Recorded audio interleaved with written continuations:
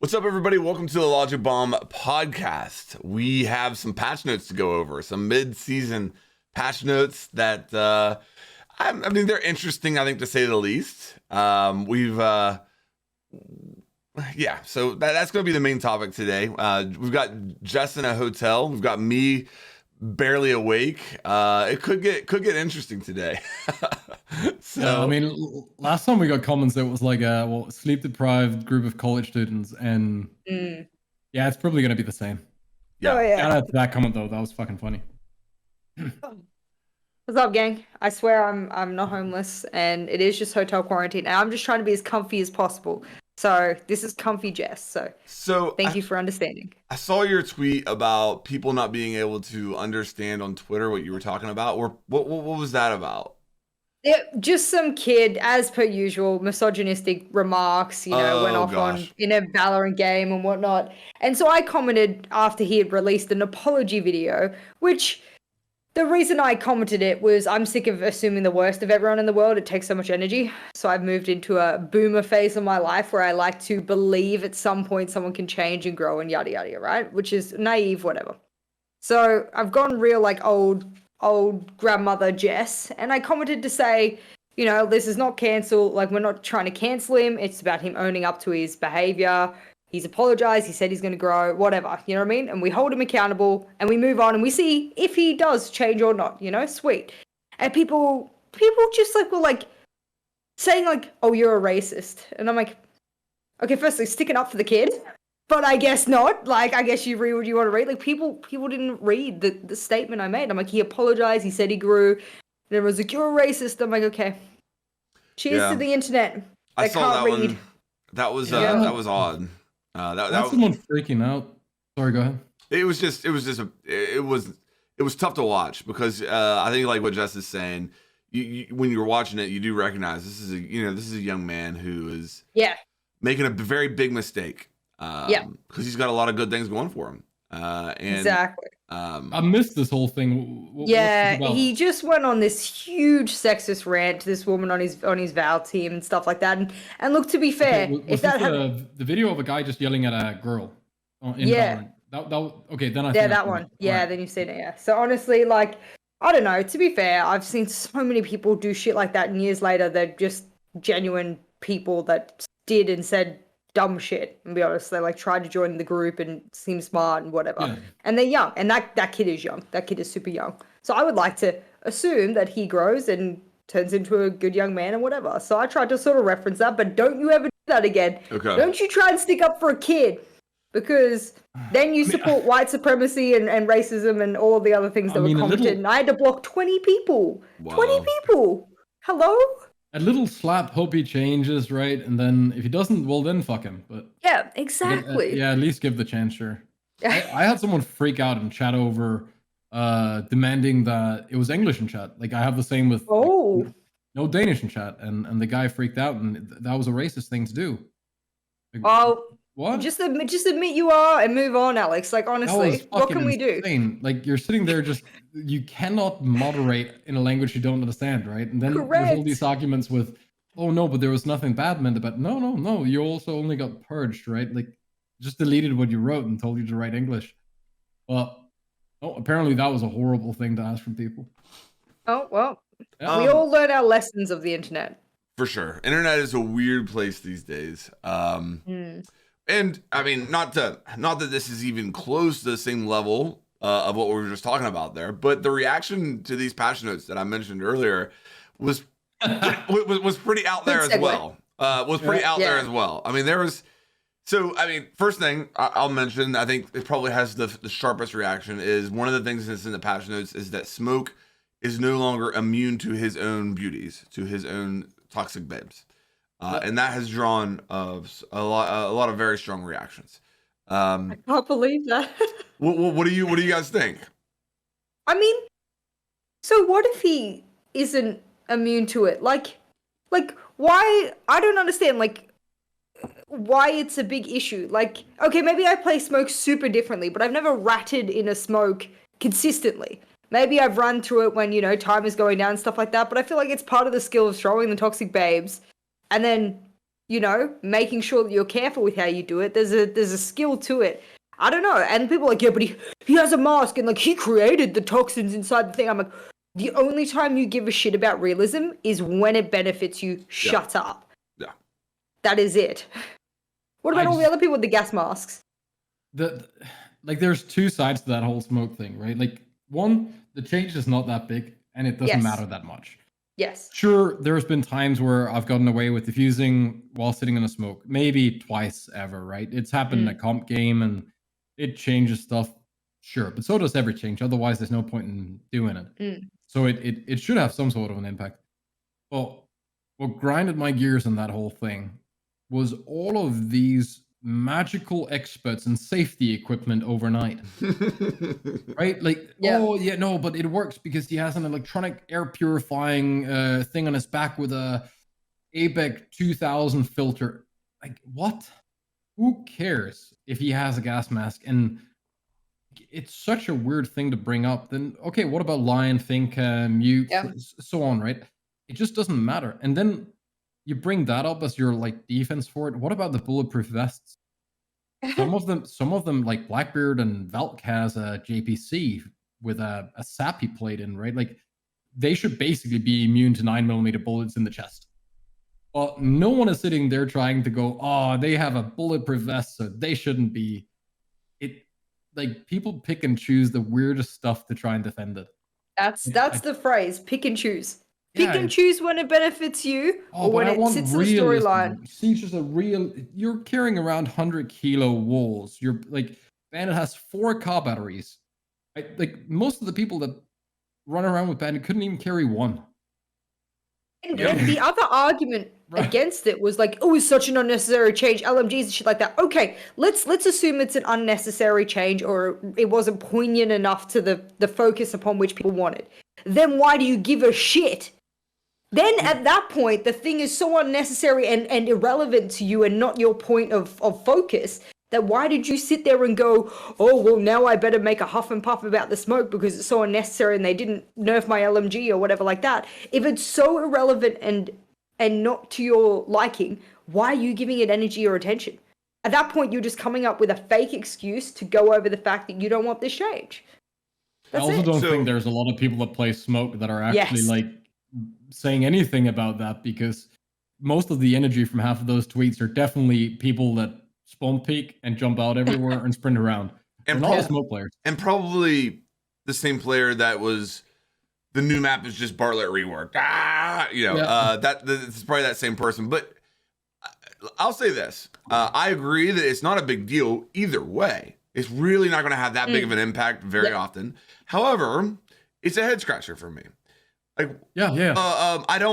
I think it's okay that operators have unique interactions, and the reason they gave was this is targeted at casual, and they mentioned like new player onboarding as part of the reason, and I'm just like, I don't know about that, man. Like I think it's like okay, so I know it's not exactly the same, but Ying is immune to her own flashes, and that has very real gameplay ramifications.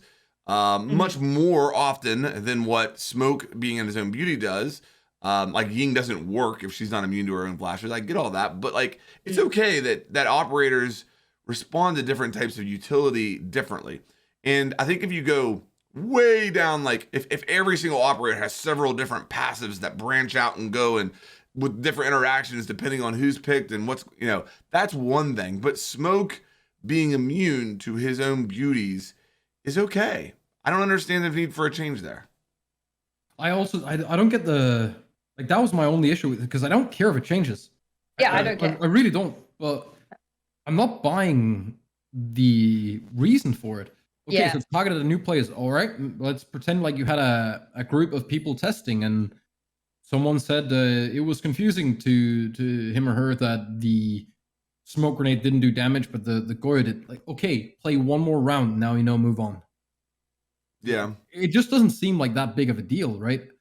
You take, I play smoke, then I stand in the smoke, I don't take damage. I'm like, oh, okay, I guess he's immune. I play another operator, I run through it, I'm not immune. I'm like, oh, okay, I'm not immune. Done. It's not something that's going to haunt you through like 15 games, right? Where you're just confused about what's happening. So I don't really understand why. But again, I don't care. Like, I would have argued that it's not for casual. I would argue it's for higher level Siege players who are doing corner smokes. Like, yes, we were one of the biggest offenders on Penta of corner smokes. Mm-hmm. I think we lost Jess to hotel internet. Uh-oh. Well, I thought about that, you know, along with her point there, is that this would have had a much... Oh, there you go, Jess. You're back. Hey, what's up? Can you hear us? Okay, now, okay, yes. Okay. Sorry, I'm back. No worries. Go ahead with your thought, because I think I'm on the same page. I mean, like I said, we used it in Penta. It saved rounds. That was high level stuff to know which corners it would seep through, where you could sit and do it. You could sit inside it and do it. Borders back in the map pool, you could theoretically do it in that map if it wasn't changed. You know what I mean? Like, this is high level stuff that I would have assumed the change was actually targeted towards. But they fixed that, though. Interesting. Well, that's what I'm saying. Is like that was already changed so that you couldn't smoke through the corners. Yeah. You can still have like a little bit of interaction. Like, you know how you taught me that go-go thing with the Maverick line? You still can do sort of interactions in that way as well with smoke. But I mean, it's not to the same level it used to be. So to me, the change is it's just a thing that I have to get used to. And I'm wondering if they're trying to like ease onboarding for players so that there is not so much to learn, with the goal being 100 operators, whatever it might be. For them, it's like, let's just make it so the description says, this is a toxic babe, then anyone who stands in it will slowly tick down in health. Like, is it maybe just that simple? And like, we should all get over ourselves? Right? Like, if it was that, then you write the exact same thing and you add accept yourself. Done. Right? Like, well, yeah, I just don't... Another place, I know what you're saying, yeah. Another place my mind always goes with stuff like this is this in preparation of a new mechanic or operators coming down the line? Is it possible they're looking at a smoke alternative as a defender coming in year 7, and as part of that preparation, it doesn't really work as well so long as smoke can stay in his smoke? I don't know how that plays out. I don't. Getting gas masks as secondaries. Right? Yeah. There you go. But. Yeah, so that was probably the headliner from the patch notes. I'm trying to think. I mean, I think probably the other biggest thing from the patch notes was the lack of a mention of LMGs at all. Were you all surprised that they didn't mention LMGs, that there wasn't that wasn't addressed at all? I think people misunderstand how the timeline works, because I was obviously lucky enough to ask a lot of questions to Ubisoft directly throughout my years, you know, working in and around Ubisoft. And I've seen the way in which these like patch things get prepared, and they're prepared way in advance. Now, I would say the discourse around LMGs has heightened considerably in the past like 1 to 2 months specifically. So if in my mind, I think to seeing sort of roadmaps and everything and how it works, I won't go into detail, obviously I'm not allowed, but how it works from like, we decide that this is coming up in a patch to change, we implement the changes, then we release the changes, and then blah, blah, blah, all those steps. That's a lot longer than, maybe not a lot longer than the LMGs, you know, have been in prominence, but a lot longer than the heavy, heavy discourse around it. So I'm wondering whether or not, because the way in which the system works inside Ubisoft, it can't catch up to the real time conversation and discourse around what needs to be changed in the game. Like, it'll always be one step behind, if that makes sense. No, I think that's a great explanation, and very likely. With that said, I do think they could include a paragraph in there. Like, hey, we're tracking LMGs. We understand there's a lot of player frustration around LMGs right now. We're collecting data on it. We want to make sure we don't do a knee-jerk reaction. So stay tuned for, you know, how we're going to go about that. Ubisoft communication. Yeah, but on the other hand, Austin reading. Yeah, true. The amount of times they've put something like that in and people still ask the same questions. Like, so, of course they know that people are upset about LMGs, right? Like, yeah, they can't know. They know. Yeah. My attitude has changed a little bit this week on LMGs. I know we talked about it last week, and I don't want to, you know, go too much into depth anymore. But I'm not ready. I think that sweeping changes to LMG as a whole would be a mistake right now, because and we talked about it a little bit. What do you do about Amaru? What do you really want to nerf, one of the guns for Capital, for Gridlock, for all these operators? There's only 2 operators that are overpicked too strong that have LMGs. Zofia and Finka. Finka's way out there in the wind delta. It was crazy where she's at in the wind delta. I love you, Finka. Marry me. So I'd rather see them address those specific situations. First of all, I do think Zofia's LMG needs nerf. That thing has no recoil. The thing has 0 recoil. You got to nerf that gun. I think that's what I would do. And then I would just remove Finka LMG. Make her run the spear. And then, you probably remove Gone 6 from her as well, or grenades. And I don't think you have to do that. Like, Finka for a long time was a bottom dweller on that wind delta. I'm okay with her being in meta for a bit. You don't have to do it immediately. Maybe you do LMG immediately and then Gone 6 down the line. But I've kind of changed in that I think it might be a mistake right now to nerf LMGs as a whole. I think you're just going to send them into the Shadow Realm, and they just won't be valuable for a lot of different operators other than just Zofia and Finka. Is there a chance that the Finka wind delta has a lot less to do with the LMG and a lot more to do with her gadget being changed? I think it's a combination of everything. I think she's got a great kit right now. They changed her gadget, like, into your point. I think it's a combination of everything. I think people realize, holy cow, LMGs are really good. We didn't realize that for 6 years in this game. We realize it now. Whether that be because Zofia's AR got nerfed and that was the catalyst, whatever, it doesn't matter. Players realize that now. And her gadget is much more player friendly. People love that they can be selfish with it and revive themselves now. That's huge. And then grenades are just dominating everything right now. And she's got all that. You guys are going to laugh at me. I take Finka Spear.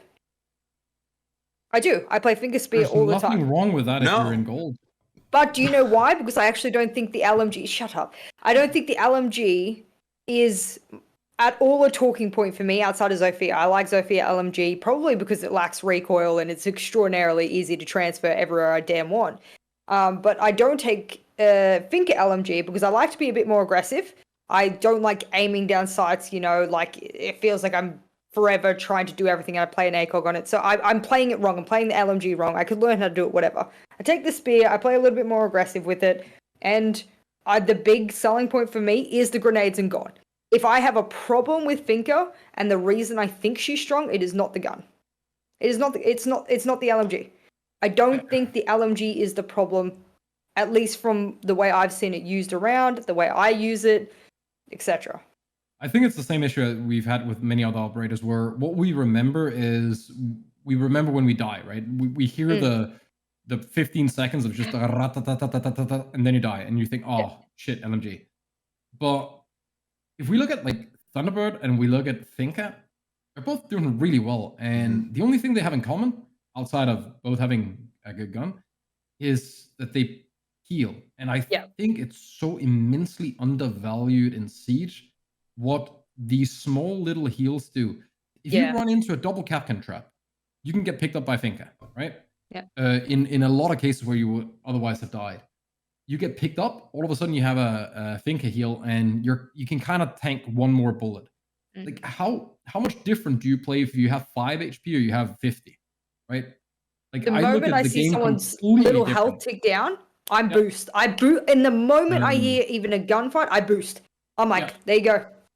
Attackers, you still ADS faster, right? With Finger Boost, I believe? It's so minimal these days. Remember they lowered everything. But even if it's minimal, it's still something. It matters. If you're running an LMG, that matters. If you're Zofia, oh my LMG, god, you can reload so fast. That's the selling point for me, bro. I can reload my spear so fast. That's the thing. It might be small, but small things over a massive amount or a massive scale will have a big impact, right? Yeah. Like small increments, if we're talking 100 milliseconds ADS difference on just one operator, I'll bet you're going to see them like start performing better, like 100%.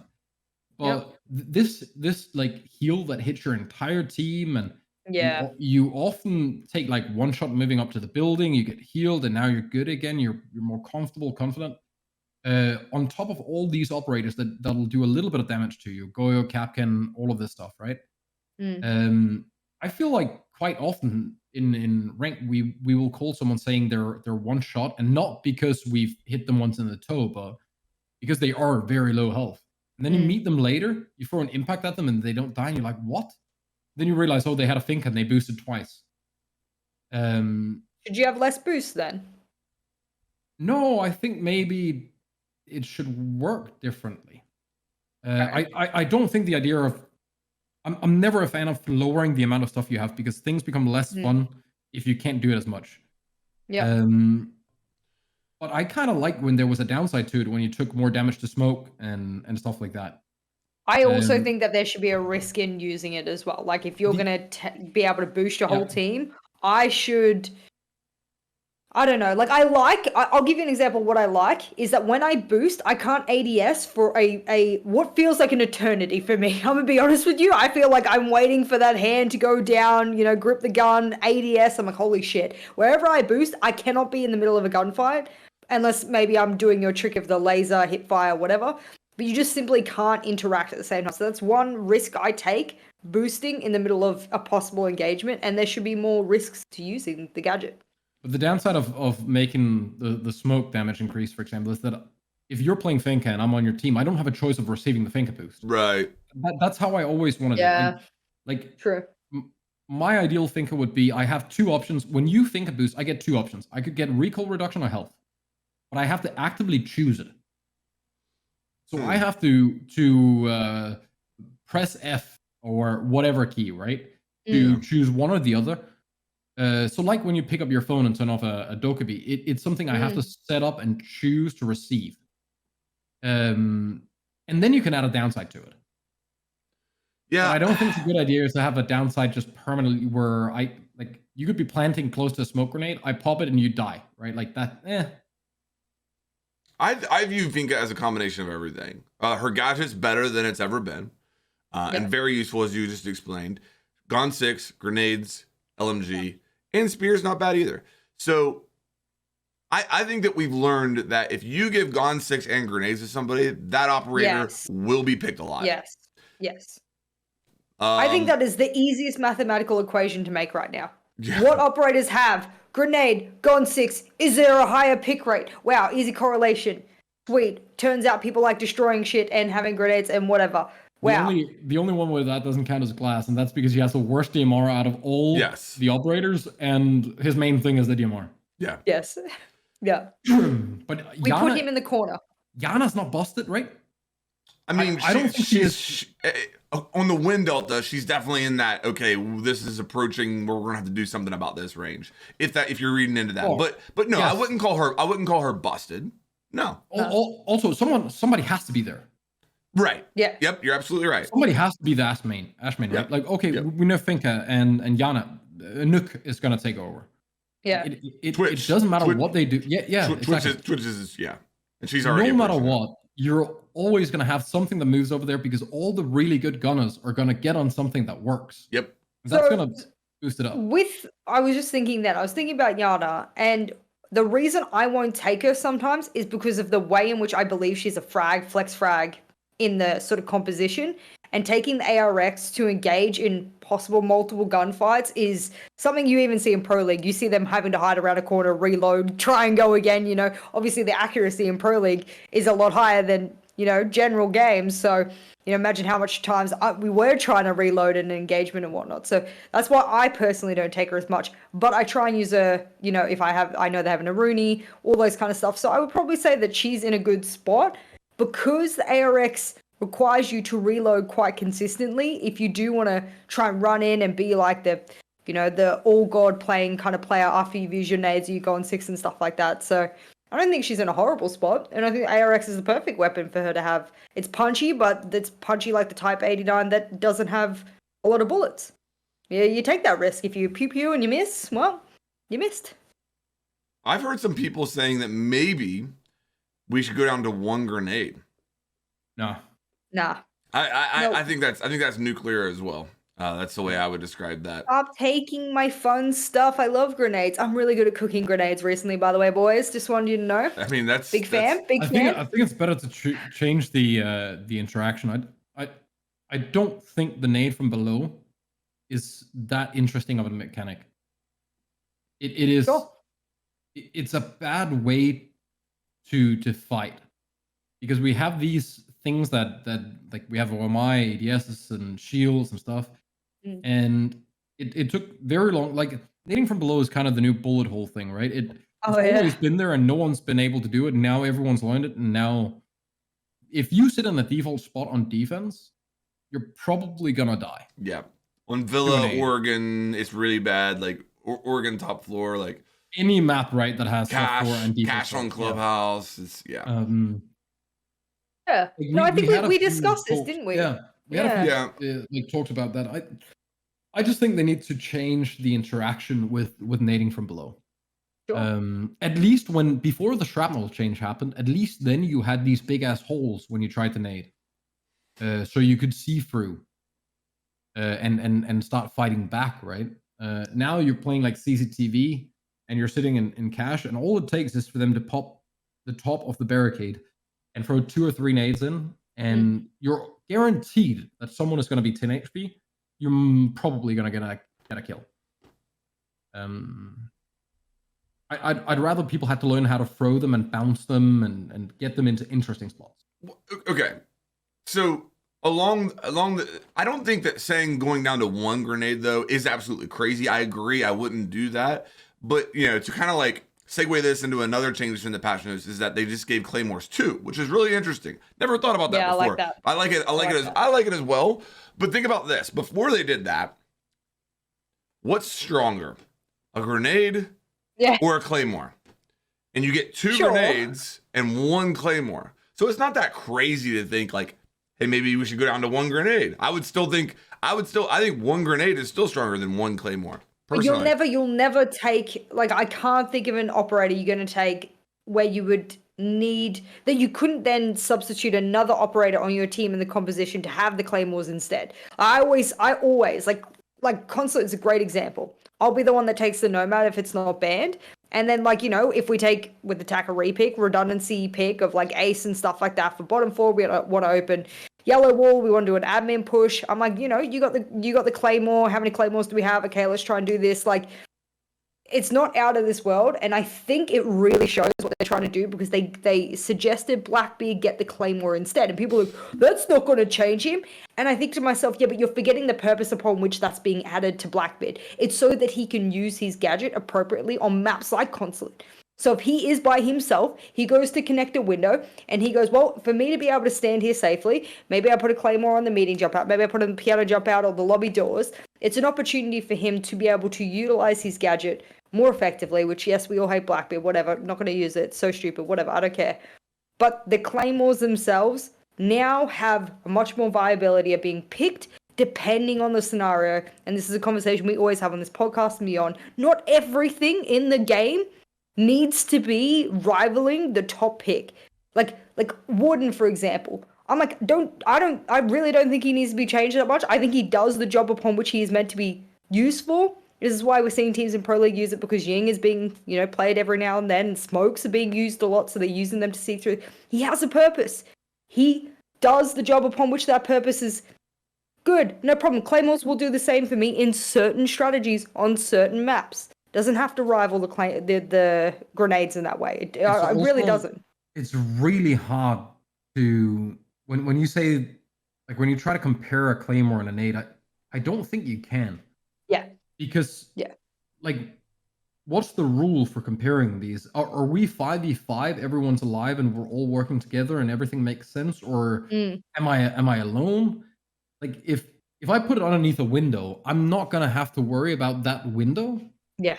And that leaves me able to do other stuff. If I throw my nade and don't do anything with it, well, okay, then I have a second chance.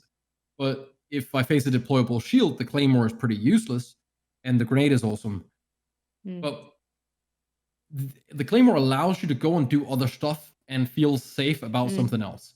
I think that has almost infinite value. It's like if I have someone on a drone as long as Timmy is on a drone calling for me, I am never going to worry about that area, right? And how many times do we get weird kills because we put a Claymore in one window and someone jumped out? Yeah. Like, that'll never happen with an 8. You have to know what you're doing, where you want it, and all of that. But I also think you need 2 of them, because imagine throwing an 8 and zap, it's gone. You're like, oh, that's all my secondary utility. Not very fun. No. I honestly think they should have removed the laser. I know this is insane, but I think they should have removed the laser and Claymores, and only given you 1. I don't like the idea of the laser. I hate the fact that it has this massive cone that is so easy to spot. What about just 1 laser instead of 3, and not as bright? But I think the laser's nice for me to know the range. Like that, it's not only like a warning, but it's like for me, okay, if I put it here, I'm going to get somebody to come in through this door. And I know that's me being a noob, but it is helpful. Yep, I'm fine with I think they should have the laser be visible when you place them down and then turn off. Okay. So you as the person placing can see. Then you can argue that, okay, well, when you then peek the door, you're not going to know exactly where the detection range is. You don't with a Nomad. People are doing just fine, right? We can peek out through a doorway and shoot a Nomad charge and not get hit. Yeah. Then make them have a beep, if anything, or a little hum. Even though I'm not a fan of Capcan traps having a hum, I don't like that air jabs have a hum. I think your gadget, when placed, should not need more than that. Like, okay, so what? Someone's gonna run out of the door and die at a Claymore they didn't see. Yeah. It gives them value, and then that 1 Claymore you have really matters. And you could start using them in some more interesting spots, right? You could place them at the top of stairs, and you gotta be damn careful walking up now on the roam. Because maybe there's a Claymore. Right now, you just sprint, and you know exactly where the Claymores could be placed to catch you. Like, take Cafe, red stairs. It's always the same place. You go up, you lean, it's not there, yeet. Right? I just like to see them try. Just remove the lasers on test up. You don't even have to do anything else. Just remove the laser just for like a couple of days to see if it goes ham. Yeah, that's interesting. I think I'm good with the Claymore change though. There being 2 of them. It's I always enjoy, like, I've never thought of that before, but it's absolutely true. Like, Claymore was the least desirable secondary gadget for attackers, especially with Hard Breach now having 2. And yeah, I'm okay with this. So I'm excited to see kind of how that plays out. You know, you mentioned the Blackbeard thing, and I kind of ranted about it in a video that I did, but like every time that I see them tweak Blackbeard, it concerns me that they're just not accepting the fact that he doesn't work in this game, and he just needs to be somewhere where he is not picked until he's reworked.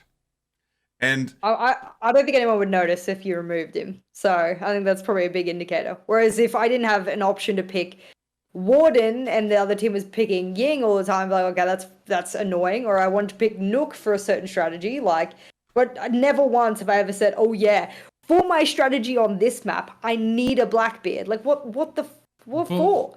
But we're biased though. Like, why does it have to work for strategy? What if someone just finds it fun? I mean, sure, but who? No, but does that matter? Like, that was the same argument last time. Like, okay, so you're using ranked strategy. What if some casual player just enjoys playing it? Like, they like that slow and a shield that barely works. Does it cost anything to just leave it? Well, okay, yeah. So like, I'm okay with where Blackbeard is. Everything is going to be enjoyable. I'm okay with where Blackbeard is.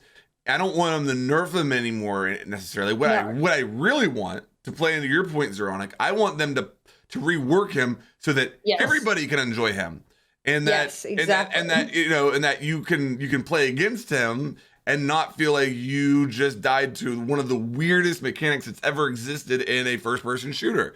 That's the thing, that you don't. Also, like, we gotta stop bringing that one up with the weirdest mechanic, like helmets in CS. Okay. Helmets in CS stop a bullet, yeah, and AKs one tap you whether you have a helmet or not, but CTs can't shoot through the helmet. Like, there are plenty of games. There's actually a substantial amount of games that have very wonky one-shot headshot mechanics and changes in how you receive damage and stuff like that. we just made that up in the Siege community that it was against FPS mechanics, but then you have other games where there's no headshot multiplier at all, where they're like aiming for the face doesn't benefit at all. And now, like, his shield breaks with one bullet no matter what you have, right? Yeah, exactly. And always a disadvantage to be Blackbeard. That's why I'm saying, like, it's, again, Blackbeard is frustrating to play against and frustrating to play as. Because when you're Blackbeard and you're like, oh, my shield's gone, I'm dead. You're like, well, that's just dumb. That just happened like that. And then, so that's why I say rework Blackbeard. I just don't think that it's high on their prior because it clearly isn't. Goyo got reworked because like there was clearly an issue, right? Yeah. Blackbeard, they could remove most of the issue by lowering the shield health. And do you remember when we talked to them about the change from 120 to 80 health on Blackbeard? Literally was the tipping point of him just going from still busted to useless. Yeah. Yeah. Right. So maybe try something in between, and then see. Maybe he's going to be like decent, but not useless. And then rework him at some point. I don't care if they give him like, okay, they gave him Claymores instead of breach charges. That kind of makes sense, right? Yeah. It makes so much more sense. If you are going to play him and you do want to play him in casual, like I could say the same about 9 million different operators in Siege that are picked on the wrong reasons for the wrong reasons on the wrong sites. In every map all the time in lower elo. But if they have fun playing it, I don't care. I think we need to have things that are not that good. Like I kind of enjoyed the idea of old Tachanka that you could pull him out for the memes. Right? Legacy Tachanka. That'd be fun. That was fun. Like we've all tried to spawn peek with Tachanka, right? It was useless. He was horrible. But it was fun. And we're kind of min-maxing to a point where sure, for comp, it makes sense with some of those things. We need to balance things so they aren't like overly busted. But it's kind of okay to have some shitty stuff in game. This is actually really interesting because I've been having since the last season, we've been saying that the meta is in the best place it's ever been. I think that's been a very, I'm not speaking for everybody, but that's been a very common sentiment that Siege, the meta is in a really good place. I right now am starting to move from that viewpoint to I don't know that we've ever seen utility matter less right now than right now for the average player. And I think that they have nerfed utility to the point where the average player, gold, plat ranked, the most effective strategy, and this has always been the case, but even more so, is simply to crouch walk towards the objective with an F2 and ADSing. And they're just, it's the game seems super frag heavy right now to me personally, in my ranked sessions this season.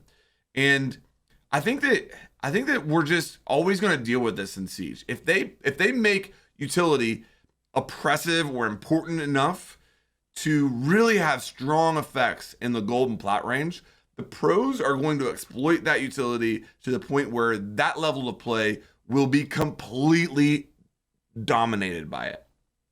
As we saw with the utility meta, the bulletproof meta, but I'm a little bit concerned about where we're at right now. I feel like utility matters less than it ever has than right now, personally. Is that so? You say crouching in with an F2, but what about on defense? Like, does the same apply there? I think the equivalent of that on defense is hear a barricade break, sprint towards that sound, pre-fire everything, and just fight. But that wouldn't change no matter the utility, right? Like on deep, if you hear barricade break and you aren't trying to shoot at it, you kind of miss the point of the barricade.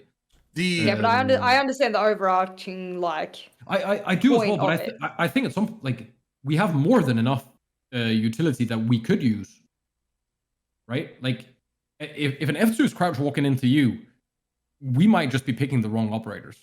Like there are spots we can sit in a corner with a shotgun and just wait, because if they only have so many ways of crouching into sight, or that's kind of Siege, is you want to funnel people into certain spots because then they become easier to deal with. if you have 2 or 3 people against you that all just try to crouch their way in to take the fight, I feel like it should be very easy on defense to deal with that. Whenever I mention crouch walking with F2, I'm not being literal there. I'm saying that to me it feels like the majority of the games are breaking down to just specifically gunfights, and the most effective strategy right now is bring the best gun that you can and move forward with your sights up and just try to get kills. Even like I feel like I'm even seeing less vertical play. Like, for example, like Consulate Garage, it used to be like you were guaranteed to fight over piano, and now it's just kind of like you'll see him open like the Visa hatch and just drop down and just take gunfights on the same level. And fair enough. I mean, if that's what's winning, go for it. I'm not putting anybody down that plays this way. But it just, I don't know, man. I don't know. It feels, the game feels super frag heavy and ranked right now. And it does. I've definitely planted less. I will say that my stack and I haven't played a lot of games because of the whole hotel quarantine thing and stuff. But I would say we planted. I'd be confident in saying we planted 50% less than previous seasons. This season alone, and a lot of it comes down to us taking a lot of grenade ops and using a lot of.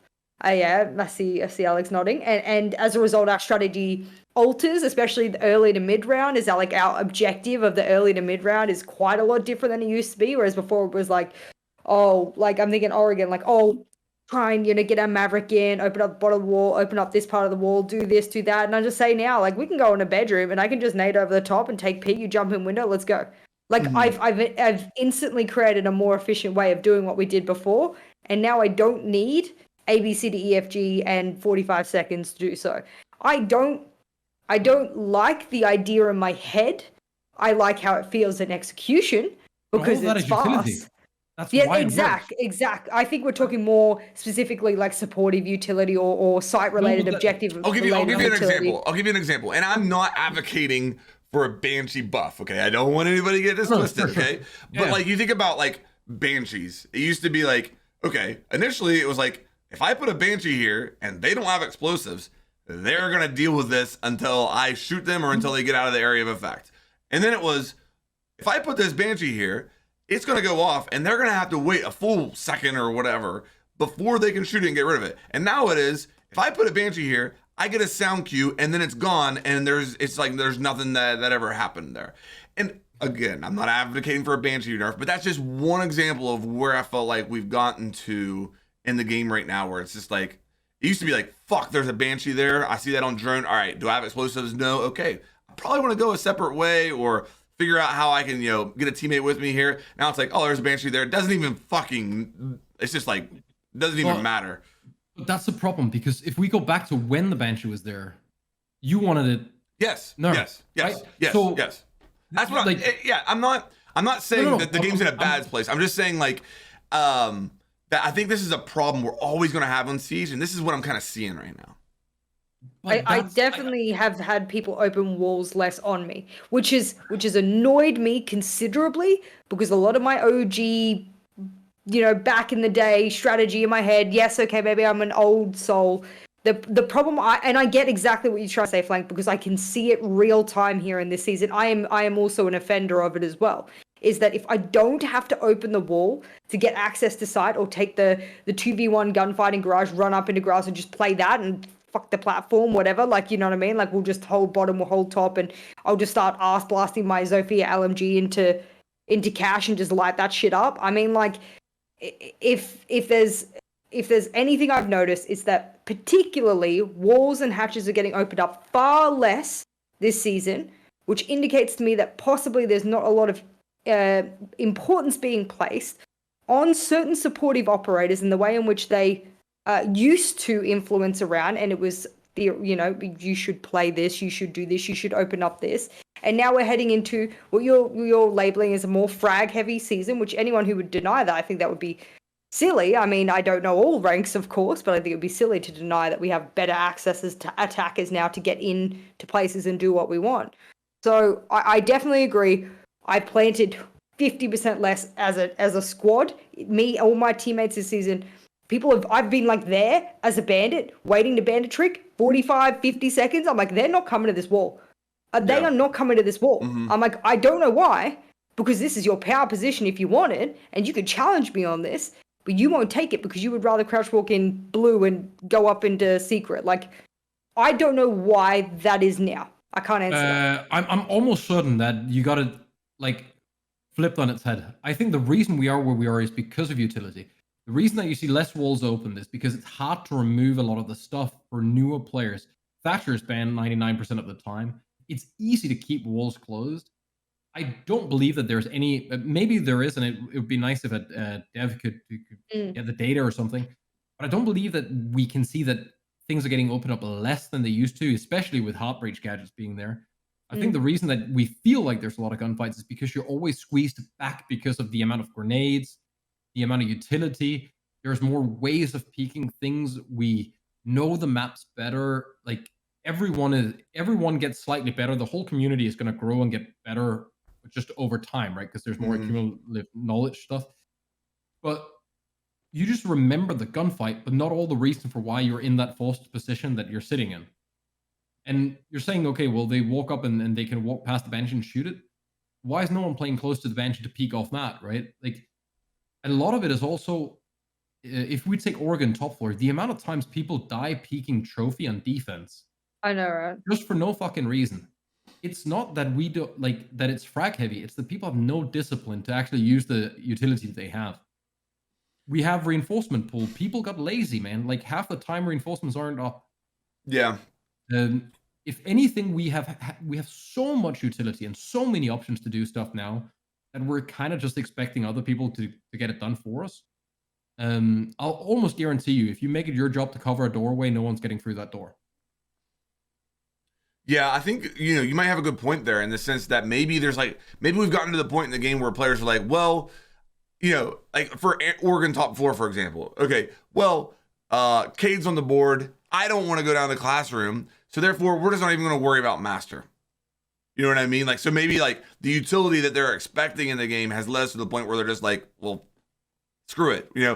I mean, do you feel like, I don't want to sound like a complete boomer here, but do you feel like the attackers, defenders, whoever can rely on Psycho peaks, the get information peak, come back with it pre-aimed and just pre-fire around that? Do you think that is too effective right now and too reliable of a way to win rounds by face checking everything with the Psycho peak and getting kills that way? Yes, but that's because we all glorify the highlight videos and the fragging. I don't think it's a game error. I think it's just how players evolve to decide to play. And I don't think you can fix it with balance, because the things you'll have to do is going to make it less fun. Yeah. Right. We're going to have to slow people more. And I'm all for Siege being slow. But like so the quick, like even the knife peek and stuff like those, they're just shitty mechanics in terms of the info that you get compared to the info the other guy get is not equal. You don't see the same picture, right? If we were to record it from both people's perspective, we're not seeing the same thing. That kind of sucks. But other than that, like, you don't have to be standing there looking. You could be holding an off angle into that door and wait for the guy to go through the door. There could be traps, banshees, whatever it might be, cameras, right? Like, how often do we actually have people sitting on cams anymore? It's very rare, at least when I play. So first off, I see most people, and in most games, they get some sort of wall open.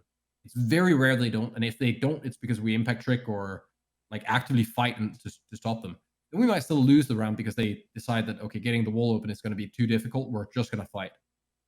But that's kind of something we forced them into. If we let them open the wall, they would have. But I think people are just running around more than they used to. I think it's the same on defense, man. Like, take a look next time you spawn in. How many people are actually on site ready for attackers to come? How many people are running around trying to peek out a window? Yeah, and I wonder, like, what are like, if you were a dev and you had access to all the data, what are the metrics that you would look at to decide, is the game more frag heavy this season compared to last season? Like Jess mentioned plants. What do you think walls open is an indicator of that? Average survival time. average survival time, like round length, maybe. I don't think the plant is a reliable thing, because I think we have more things on defense now to slow down plants. I think it's become harder to plant as well, because people will peek you, and then you're gonna shoot them, and then you win by not planting. But there's quite a lot of rounds where you might have been going for a plant and you ended up killing the last defender. I think you'd agree with that, Jess, right? Yeah. Like if you're winning on attack, your goal is still to get the plant down, but you just happen to win before, because they didn't play far back, they didn't try to burn the time. But wouldn't the best metrics then be, which is what stuff I actually track in Valve for my analyst desk stuff, is time of first kill, of which it's funny actually, because I just studied a Latin American team that has the fastest in the entire tournament by far, by super far time of first kill. Entry kill. Entry kill and or death. First entry engagement. First entry engagement. Which definitely, goes to explain the correlation between them being a very confident fragging team. So it's good. I have the data to back it up. So I would say that that's probably a pretty good indicator for looking for metrics that help us explain. I would be interested, just at a personal level, to know how much hard breaching utility is being used. Maybe I'm just in different games. Maybe I value it differently. I don't know. But at least my opponents thus far throughout this season have used it considerably less. I would say hatches are still getting opened up at the same rate. But walls themselves, not so much, which is, I'm not sure why. So are we countering it better? Are we doing whatever? But I'm also noticing a lack of the other team bringing them, which is odd since we have attacker repick. So not sure what that's all about. How often do you play 5 stacks? Mostly or rarely? I will play mostly a duo or trio is mostly what I play. Okay, so you're mostly not facing 5 stacks, right? Like you'll mostly be meeting the same stuff. I'm thinking if attacker repick has messed some of this up for people, that they don't have to commit to doing that, or that people see sites and then in non-coordinated stacks people swap off things. It's just an assumption. I don't know if there's any rhyme or reason to it. But I feel like when we play in 5 stacks, it's very rare that they don't have a way of opening things. Like they almost always have an ace or Havana or a thermite or mab or something, right? We're playing clubhouse and we're in basement. Like kitchen, hatch, and dirt is almost always getting open. Yeah. I will say the hatches almost always get open for me. CCTV, I'd say garage and main wall gets open probably 90% of the games I play. Unless we actively full on monkey, run out garage door to try and get one of the hot breaches. Or we magically manage to trick it by having both bandits on and then throwing cake tolls right after and stuff like that. So I don't know if there's a bit of survivorship bias that you might remember some of the rounds where people just yeeted in through. And they stand out more. But most sites I can think of, like Oregon top floor as well, the Masters getting, or closest getting breached a substantial amount, I'd say. I don't know. Honestly, I might just be, and I don't have a huge amount of games this season, so who knows? But I Oregon top floor is a great example because I consistently do an attic take initially in the early parts of a round with my team, and then we'll rotate to sort of try and get a pinch push if we can. If time's lacking because we had to do a top tower take, no problems. We'll commit to that push, whatever. But I'm noticing I'm defense top floor. I main mute on top floor, especially via destructibility and stuff like that. And all of a sudden, there's people on white stairs and trophy door, and they're just grenading and flashing and stuff like that, and they're trying to run up the stairs, and I'm thinking to myself, why do I put all this utility towards attic if it's going to become useless because you don't even decide to push there? If you do open up closet, it's because of one of your random solo players, which I wish I had known. I'd be able to take him out. You know what I mean? You lose your intel towards bedroom very quickly, unfortunately. So it's very hard to tell that he's solo YOLOing over there. But somehow he gets closet wall open, and the other players who are ratting around over in double window and wide are just shooting at him. This is not how I remembered top 4 Oregon being played. And not that there is a right way to play the game, but I'm not prepared to deal with the way in which these players are playing the game. Do I then have to start syncing my utility into different parts of the top 4 site because I'm misinterpreting how it is now that top 4 Oregon is being played? Do I not understand things? Like, this is the thing, is like I feel like I can't prepare in my prep phase because all of a sudden I got 3 people white stairs, 1 double window, and 1 solo YOLO in bedroom. Like, but I think you hit it on the head there, though, that like so top 4 Oregon, it's going to happen a lot that people are going to try and push up white, right? But in most of the games where I have that issue, people got surprised that it happened. Like, why do we not have a defender trying to cover white, right? Because of the rotate to trophy door. I don't know what it is. Like, I don't want to like, I know from our stack and my experience, it's that no one walked down there to barricade, right? Like, no one barricaded freezes, so Nick could just walk straight up. Yeah. Or they were in dining trying to spawn peek. They run back and someone has followed them and just walks up, and they just kind of get to hold it. There's no indicator. There's no beep boop. There's no banshee, whatever. Like, we get surprised that they walk up and try and take the free kill there. But yet again, I know as well as anyone else, if I crouch in through Oregon, I can probably walk up white stairs and get a frag. Yeah. That's not a game issue at all. It's we just kind of forgot about holding white, and then we do it again and again and again. I think it's like we hold attic, right? We hold trophy door. No one ever just walks in for a trophy door. We'll never allow that. There's a banshee. There's a bulletproof. There's all these things. White stairs is just different. It's a menace. I think an X factor with this is also the fact that we don't have a solo queue playlist, and as you're playing in the the average player, like silver, gold, plat, you're gonna run into a mixture of 5 stacks, 3 stacks, a group of 5 randoms, and when you add all that into the same pile, the coordination across the board isn't necessarily going to be where it would be if you were playing a 5 stack every single time. And it was like, hey, I've got white. Hey, I've got attic. Hey, I've got trophy. I've got kids. So if you're playing, I mean, you would have to make the argument, right, that if you're playing against 5 randoms, it's more likely that a crouch walk up white is going to have some success than against a coordinated 5 stacks. How do I know? This is what I'm trying to say to Alex, is like, how do I know loading in round number 1, I'm on defense on Oregon, I go top 4, I always take mute, and I go and I do all of my fucking holes everywhere, I reinforce, attic, I do all this, and I make the what I consider to be safe assumption that this team is a 5 stack and that they'll want to open up the walls and do everything as is, proper. Like, if you're talking about siege at the highest level, let's talk about like that, regardless of what you think. I all of a sudden have 3 people, trying to run up wide, trying to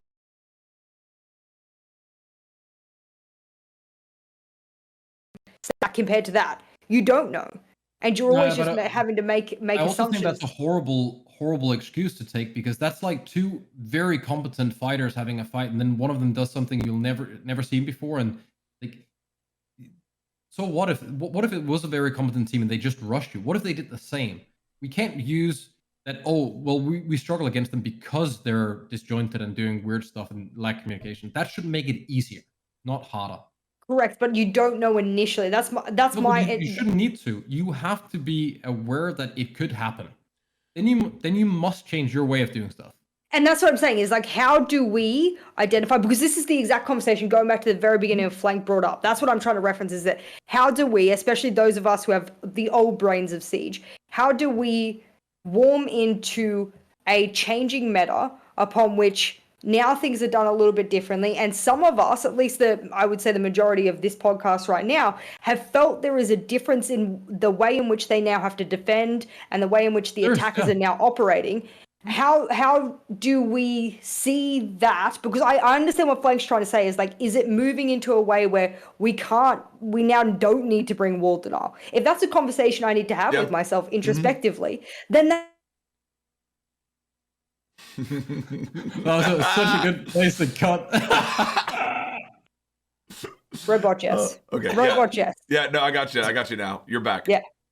Yeah. So that's the thing I want, is that, you should this, you should, that's the point I'm trying to get to.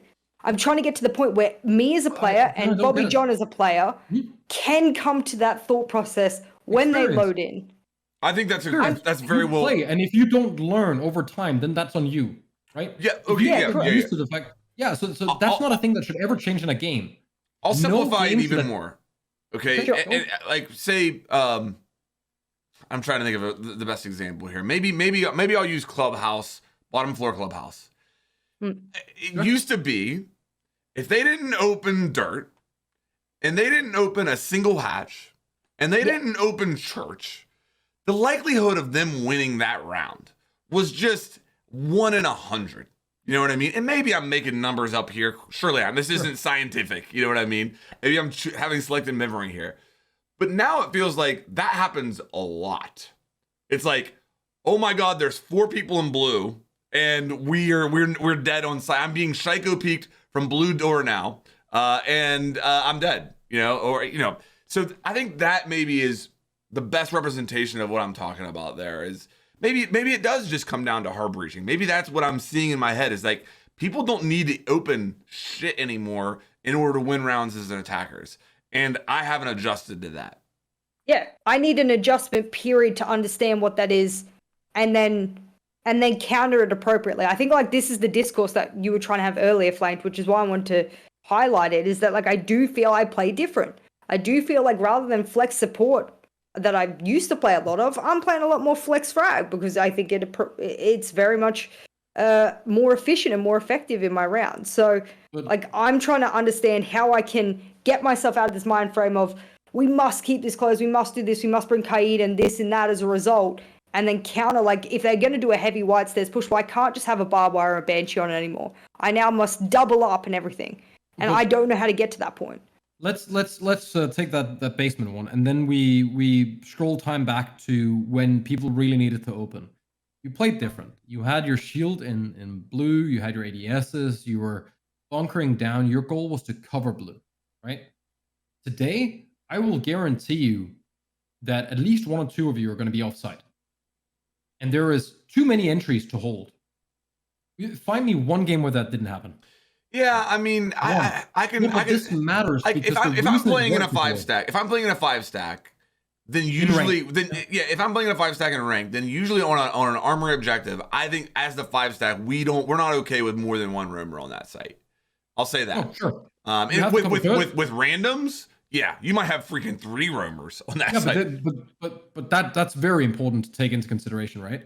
And also, we have there's definitely been an increase in cheaters, so you're gonna see more people winning gunfights. Like, unless you keep track of the amount of people that end up getting banned, that's gonna screw over your view quite a lot, right?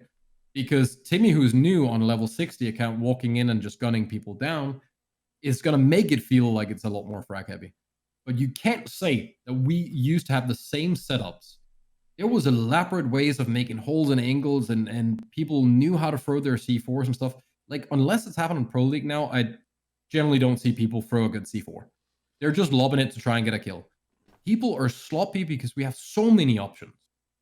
That's the issue. We have too much. Yeah, I mean, it could be, to talk about like kitchen hatch, for example, there. Is it possible that attackers just like, screw that, I'm not going in there, I'll get nitro celled through the floor, and they'll impact trick the hatch whenever I try to get it? Or is it possible that defenders are like, screw that, I'm not going to try and do that, because they'll just place a thermite charge on the wooden floor and open it, and there's nothing I can do about it? You know what I mean? Like, maybe you're right. Maybe we've gotten to this point where, because utility has been present for so long, that people are reading into what's going to happen, and they're like trying to read like 2 steps ahead. And we end up to a place where, okay, well, I don't know what they're going to do utility-wise, so I'm just going to go try and kill stuff. But all of this still happens at higher elo. Like, that's what I mean. Like, the kitchen hatch fight happens at higher elo. We try to impact trick it, they still try to open it. Eventually, they're probably getting it open, right? So the siege thing still happens. It's just when the gunfights happen, they're a bit more violent and a bit faster. And I think that's because we had so many ways of dealing with stuff now. We have way more ways of moving you out of position than we used to. How many operators have nades now that are like in the... Like, we often see Yana, Finka... Yeah, at least 4 nades every round. We almost never see Thatcher, so that 6. slows down your... That slows down... yeah, Nook as well. Well, Maverick, Yana Finca Maverick. I mean, that's 6 nades. Yeah, and very played operators, right? Yes. We rarely see Thatcher, at least in rank, which kind of screws over the good old Thatcher Thermite combo, where you do things in like a step. Like now you really have to go in and try to shoot one of the guys out because you have to nade stuff off the wall and things. I don't know. I think we have too many options, and therefore we think we don't have enough. I think that's what's happening. I didn't mean to get us completely sidetracked there. I appreciate the conversation. I think it's I think that's the question, the biggest question I have with Siege right now. But I do want to get back into these the patch notes, because I've got a bone to pick. They're nerfing Orcs dashes, and I know it's not intended. Okay, all right. I'll start at the beginning. They're nerfing Nomad's air jabs, and they're cutting the time it takes, the recovery time when you get hit by an air jab, from 2 seconds down to 1.25 seconds. You will have control of your character faster, and that is the same mechanic that Orcs has. So as a result of them trying to nerf air jabs, Orcs dashes are getting nerfed as well. Now, granted, Orcs dashes are not, it's like the smoke thing we were talking about. But when you see a Monty, and Orcs is a really effective counter to that, unless, if they've got players on their back, that could get a little sketchy. And it's just so fun. And why in this game can't we do things individually? Why do we have to? I mean, they basically saying there, listen, we realize this is, Orcs doesn't need this nerf, but it's like, sorry, it's the same mechanic. We can't do it differently. Also, who's asking for a Nomad air jab nerf? Is that on your guys' radar? Is that something the pros are talking about? I don't know. This kind of caught me by surprise. I think it's just a loss of player control that everyone hates. Yeah. I think there's way more complaints about it than we think. Like, it doesn't bother me, because if I run into an air jab, I'm a moron and it's my fault. Yeah, exactly. But we know that when anything messes with your movement, people get mad. So same with sensitivity on LMIs, right? Banshees, like anything that fucks with your movement makes people upset. My only problem is that you can recover while being prone. I don't like that. It might be favorable sometimes to do a jump out and just stay prone. Oh no! I'm pretty sure it's going to be very difficult to hit you, and I have no recoil while prone. So one way I can vault out of a window and end up prone further away from the window than I started, and shoot like that. I'm not sure nomads on Windows is a good idea anymore, but I don't know. I just think it's a weird nerf. I honestly have almost no opinion about it. Like, I have even less opinion about it than the whole smoke change, because when you said you didn't see it coming, I almost just scoffed at it. I almost just scoffed at the change and went, like, the whole Oryx and Nomad thing, I was like, it almost felt like they just needed to fill the patch notes more. It almost felt like they had a word count limit, and then like they needed to hit it to get the top score, and like that was what they added. I just had I was like, I can't even. I feel like I'm back at university. I don't know what to make of this. So I was like, a filler. I mean, the prone recovery is the only thing that's interesting, right? Like, yeah, I couldn't care less if it's 1.25 seconds or 2 seconds. The prone recovery, I don't know if that's a good idea, but let's see. Is that the one where they're kind of back on like their shoulder blades? Like, this is the example I saw, and they're back on the. Okay. Yeah, it's the leg first rook, like the year 1 rook peak. That's how you land on your back with your gun like this. And I'm assuming they can hip fire before they can get that ADS as well. So the way that I read that, I haven't done the testing yet, but the way that I read that is that if I Oryx bash somebody, or air jab for that matter, within 1.25 seconds, they will be able to hip fire / aim down sights. So okay, but TTK is like less than 0.5. Yes. So if you dash and then hit them and they go down and you still haven't killed them, you deserve to die. You suck. Well, keep in mind, there's ass. There's a recovery time for orcs from his dash, and there's also what is it? I have to test it, but there's also the time that you have to ADS as well as orcs. Yeah, I mean, you don't have to. You could risk hip firing, but also right now you have a lot of time. If you dash someone, you have a lot of time to shoot them, right? Before, yes. Yeah. I don't know what the recovery is from his dash. That's the only thing that might change that, but otherwise you deserve to die. It's enough to teabag a couple of times because that's what I normally do. I'll hit them and then I'll teabag twice and then shoot them. Roger, okay. There's exactly 2 teabags before you die. Oh my god. Thank you. We measure time in teabags here on the Logic Bomb podcast. Nothing else. Nothing else. We should start doing that. Teabags. How long have I been in hotel quarantine? Probably 48,000 teabags. Honestly, that's a lot of teabags, and I'm sick to death of it. That C button's getting worn out. I have it on spacebar, so I'm all good, buddy. Okay. What else? What else do we have in here? Oh, how about Ying? Terrifying. Ying? That's terrifying. Okay. Let me explain it, and then you tell me why it's terrifying. Please explain it. Yeah. She's getting 4 Candelas, but the Candela's full flash potential is getting cut in half, I believe. So, reduced duration of flash from 2.8 seconds to 1.4 seconds, but she's getting 4 Candelas instead of 3. Yeah. I play a lot of Ying, and I really like Ying. And I love her too. Big problem. I can burn everything in the entire game with one operator now, and I don't have to worry. I don't even have to think about it. I can just burn everything. So that's one.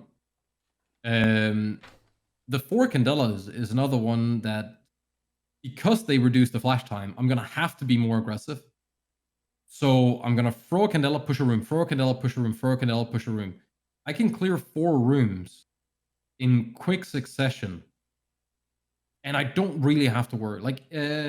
Imagine you enter Oregon, small tower, and you need to clear up until meeting.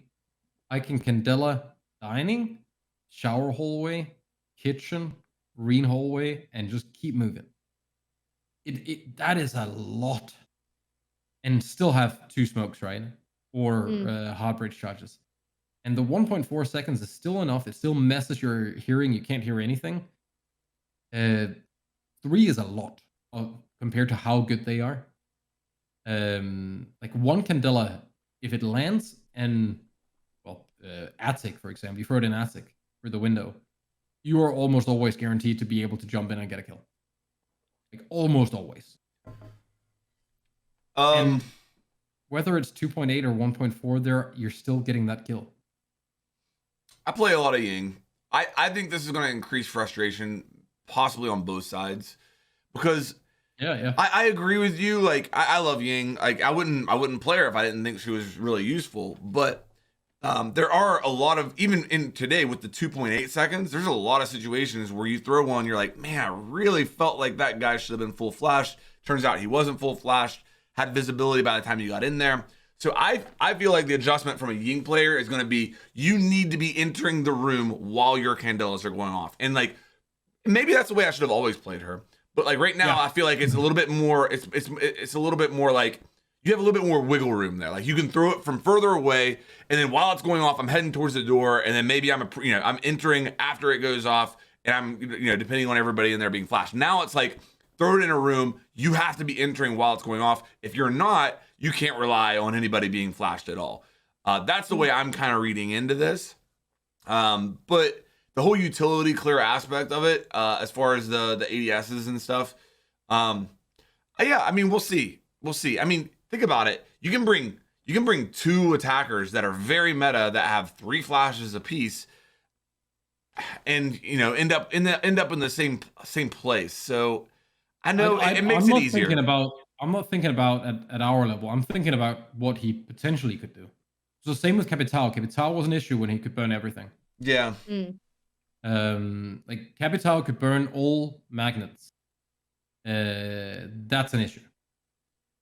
You shouldn't be able to clear everything on a map by yourself when it comes to utility like that. And who even pushes every side of the site anyway? At that point, That it seems so illogical. Like you should be able to clear half of the site, at least of the side of which you're pushing, theoretically. And then you would have shit left over as well. And then not only would you have shit left over, you would also have smokes left over. Like it just seems to me like the never-ending layers that would come at me from one side of the map from Ying it would never end. Like, well, there goes another Kendall. There's another. Oh, she's smoking. Okay. Oh shit, man, I'm a warden main now. Fuck you all. Like, that's it. You know what I mean? Think about it this way: you put 3 ADSs top yellow and you play there. I can alone with Ying go throw, and just push, and you're blind. And that's assuming you put all of your utility in that one singular spot. Yeah. But I mean, so you with that same scenario, and granted, this is requiring one more operator, but 3 ADSs, 1 player with flashes, and then you get naded out. Like, I had a situation yesterday where big difference. It requires 2 people. Yeah, it is. You're absolutely right. That is a big difference. That's massive. Coordination, yes, absolutely. But at the level you're talking about, is that coordination unreasonable? Like, is it? But that's not the point. It's not that it requires coordination. It's that guy can't do anything else while he's there. He could have been somewhere else locking off. Yeah. So you you go there and you coordinate it. What's the guy gonna do? He's just gonna leave, right? But if I had one more player, he could be on connector window, making sure that when that guy leaves, holding he the rotate. Yeah. This is what matters. It's the amount of people that it requires to do a job, so you can hold the flanks. Because if you're just squeezing people back to site, you're burning your utility, and when it comes to execute, you're short. If I can push Attic myself, if I can, let's say the Maverick opens a tiny little hole for me, whatever, and then the Maverick goes, oh, so do you need my nades here? And I go, no, fuck off. Yeah. And he goes, okay, I'm gonna go open closet wall now, bye. And I'm just solo in Attic, and I go, all right, so is the closet wall open? Yeah, we're good. Okay, I'll solo push this side because I'm G to go. Yep. I could just It changes everything. Mm. Especially because you're how long does it take to rotate over there? Like that's huge. Also, what if the guy covering your thermite got shot? Now you have an extra, right? Like the other job is still getting done. We saw it a decent amount in both EUL and NAL the last couple of days, where just the fact that it was 3 people starting the fight and then trading off one by one almost always led to the victory. Like the man advantage when you're grouped up and do these trades means so much, and it must do at lower levels as well. It must. I'm certain that if people walk together, they win more. Yeah. And like forcing someone to come with me to make what I'm planning to do work is a massive cost. Way bigger than people think. Those 20 seconds are the ones we don't have at the end. Oh, always. Yeah. I guess what I'm saying is, like, I think that in those predictable positions where you have an anchor with 2 ADSs, I think you're still going to see a lot of people prefer to go there with 2 flashes and a nade, because that's a guaranteed, well, I guess not guaranteed, but I'm going to get this kill without having to put myself in harm's way. 2 flashes, boom, nade, person's dead. Whereas with the Ying, it's 2 smokes, whatever I use to burn the flashes. I throw my Ying in, I flash. I now have to enter into that area. Maybe he's full flashed, maybe he's not because they cut the time in half, and I'm trying to get that kill and I'm there. But yeah, you're doing that by yourself. So maybe that's balanced. I think because you're doing it by yourself, it adds that layer of risk, of which, again, this is a huge thing I have. It's like anytime you use your ability, there should be pros and cons to it. Like, you should know and do a risk analysis of, like, if I do this, it means this. You know what I mean? Like, I might not have a positive outcome as a result of doing this. So I like that. I really love that engage. I think that's what makes Siege so good. They're not comparable, because you're saying you throw your flashes in the nades and then he dies. Sure, but then someone can just take his position, right? Like the other case, you are there with Ying. Like, but that's playing into your same point as far as like that cost of having that person having to move there from somewhere else is, immeasurable. No, but you need someone to actually push up after that nade and be there, right? But you still need 2 people outside the window if we're talking yellow. So you get the kill there, but anyone can fill that.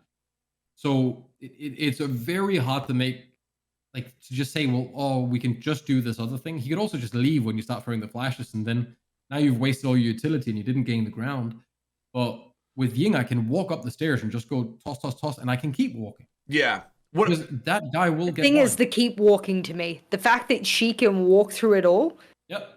Like, that's the point of how you should play her, which obviously I'm going to poke fun at you because Alex already poked fun at you earlier, Flag, that you should already be out the door regardless of the counter on the Candelas. Sure. Technically, that's how you're meant to, quote-unquote, play her. And that's her most effective. Yeah. Yes, that's how she is the most effective, for sure. So definitely get close to your Candelas. I think that will help you even with the change. But I think Yellow Stairs is a great example because I know because I play there with Jaeger. I play there with Jaeger with 2 ADSs, 2 barbed wire. And now there's an opportunity that for an attacker to really take that from me. 9 times out of 10, the moment I start hearing my ADS going off, I rotate out. I'm free, kind of thing. I make sure that there's always a redundancy plan for me to get out, and I'm good. And then I just come back and I retake the position.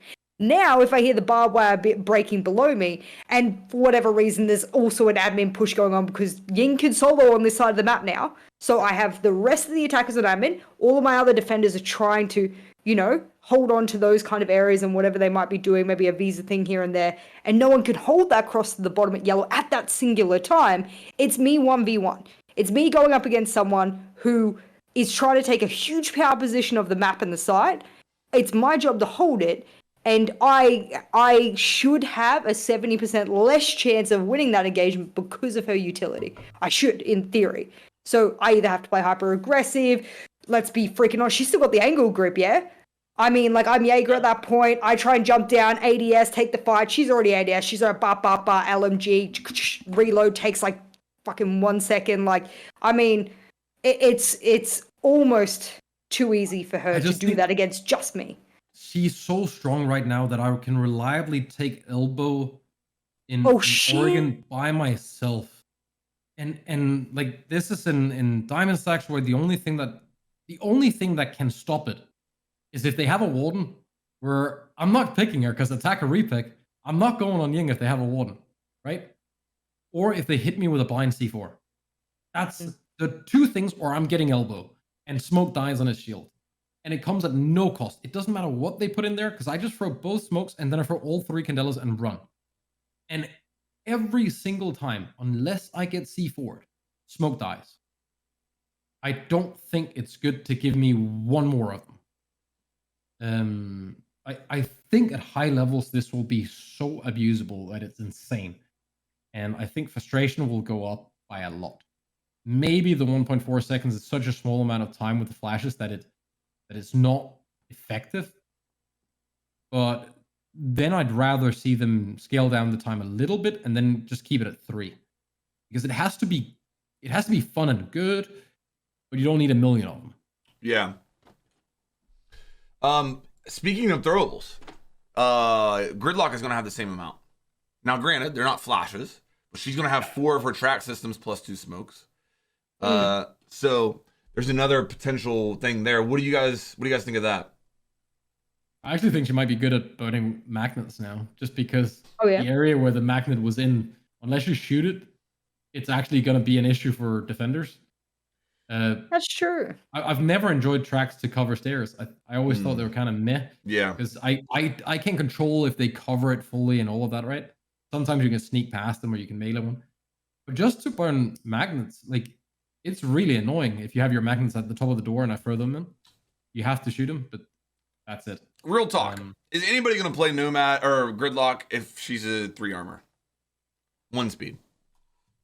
Is that the change that's really What needed? If her tracks were really loud when you shot them? Like pop, pop, pop. Like if someone melees or pops it, like for whatever reason it's made of some metal that's just like loud as shit when you shoot like pop, pop, pop. Like, and you can hear that shit. Like, would you play her then? I think that would be better. What if they had HP like old Frost Trap, so you had to shoot them twice each? No, I don't know if I vibe with that one as much as I do the sound. I feel like the sound indicator is where I have a huge problem with her. Yeah. I'll be like 20 meters away, which I feel like is not that far away. Sound is already so unreliable in so many cases. I know. Is that really what you want to? But what if it was just louder by default? Like, just like somehow. I'm not a dev. Yeah. I don't know, but you know what I mean? Like, So you think the problem is her gadget more than the fact that she's a 1 speed? Yeah. Okay. Yeah.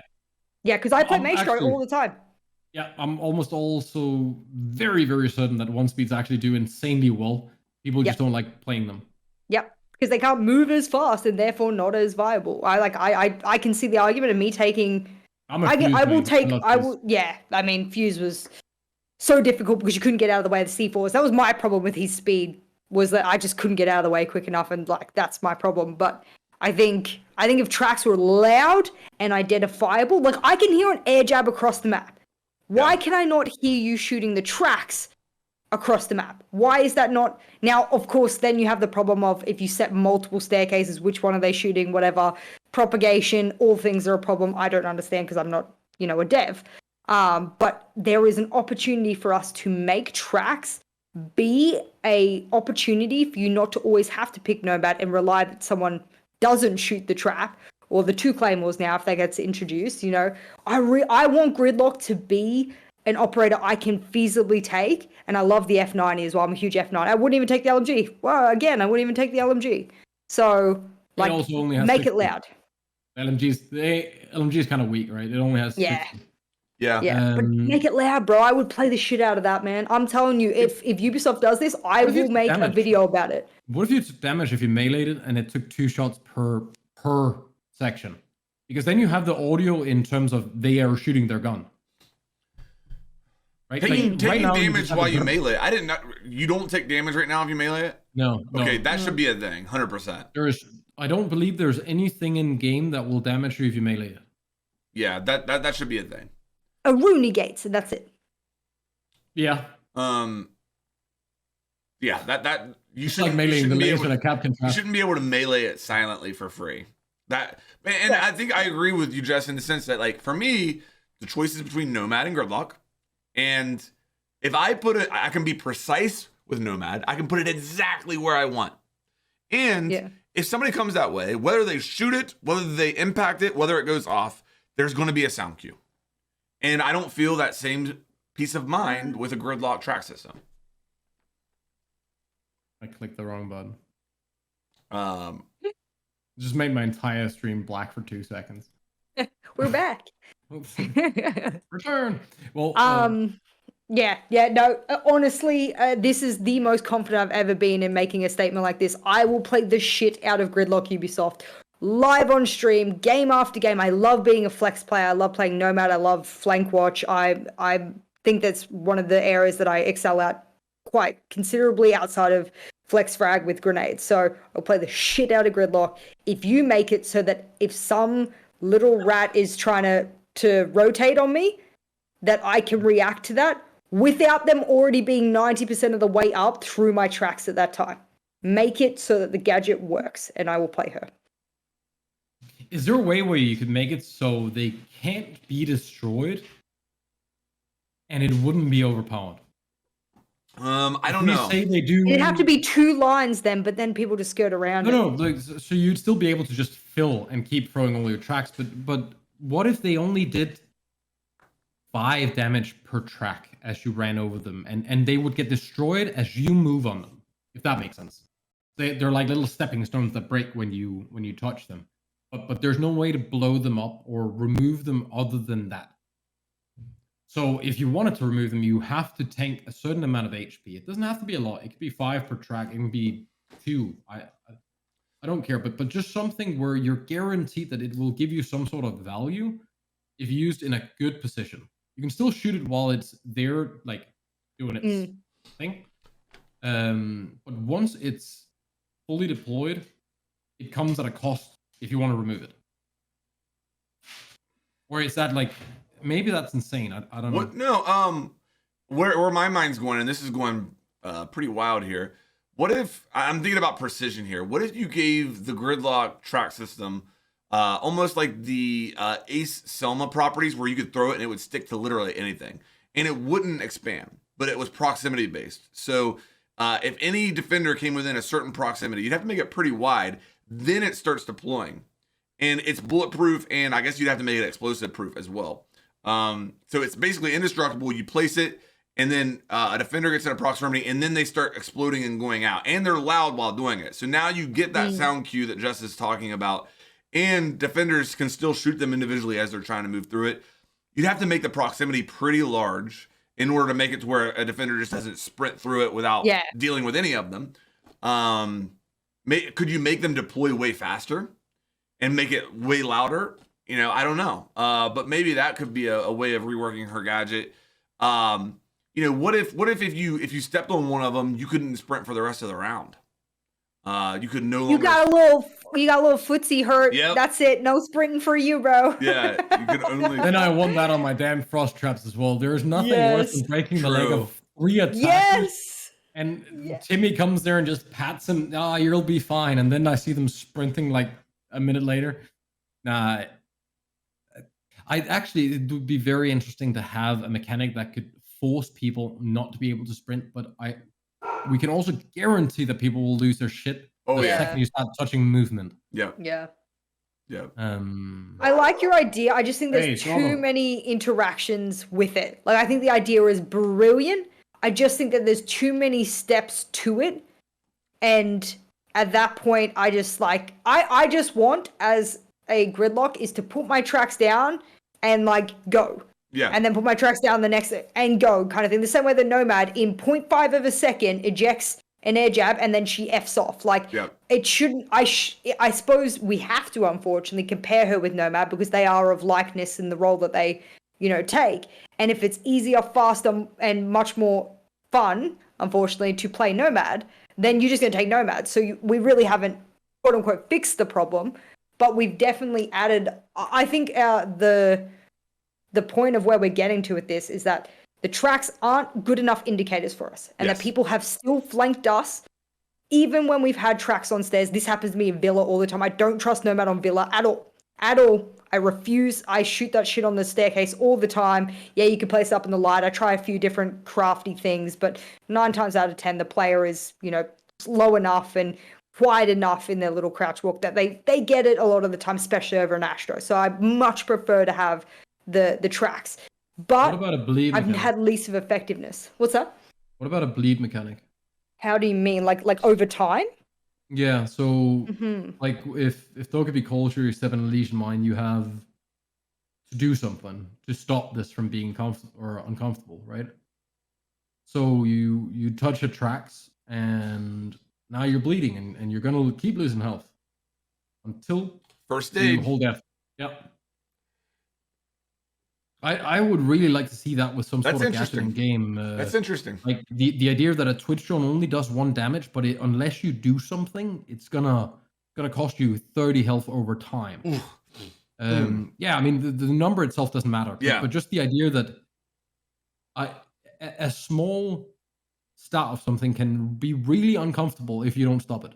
You know what? That would be really interesting with Aruni Gates as well. Like, instead of Aruni Gates doing what is it, 30 or 40 damage right now?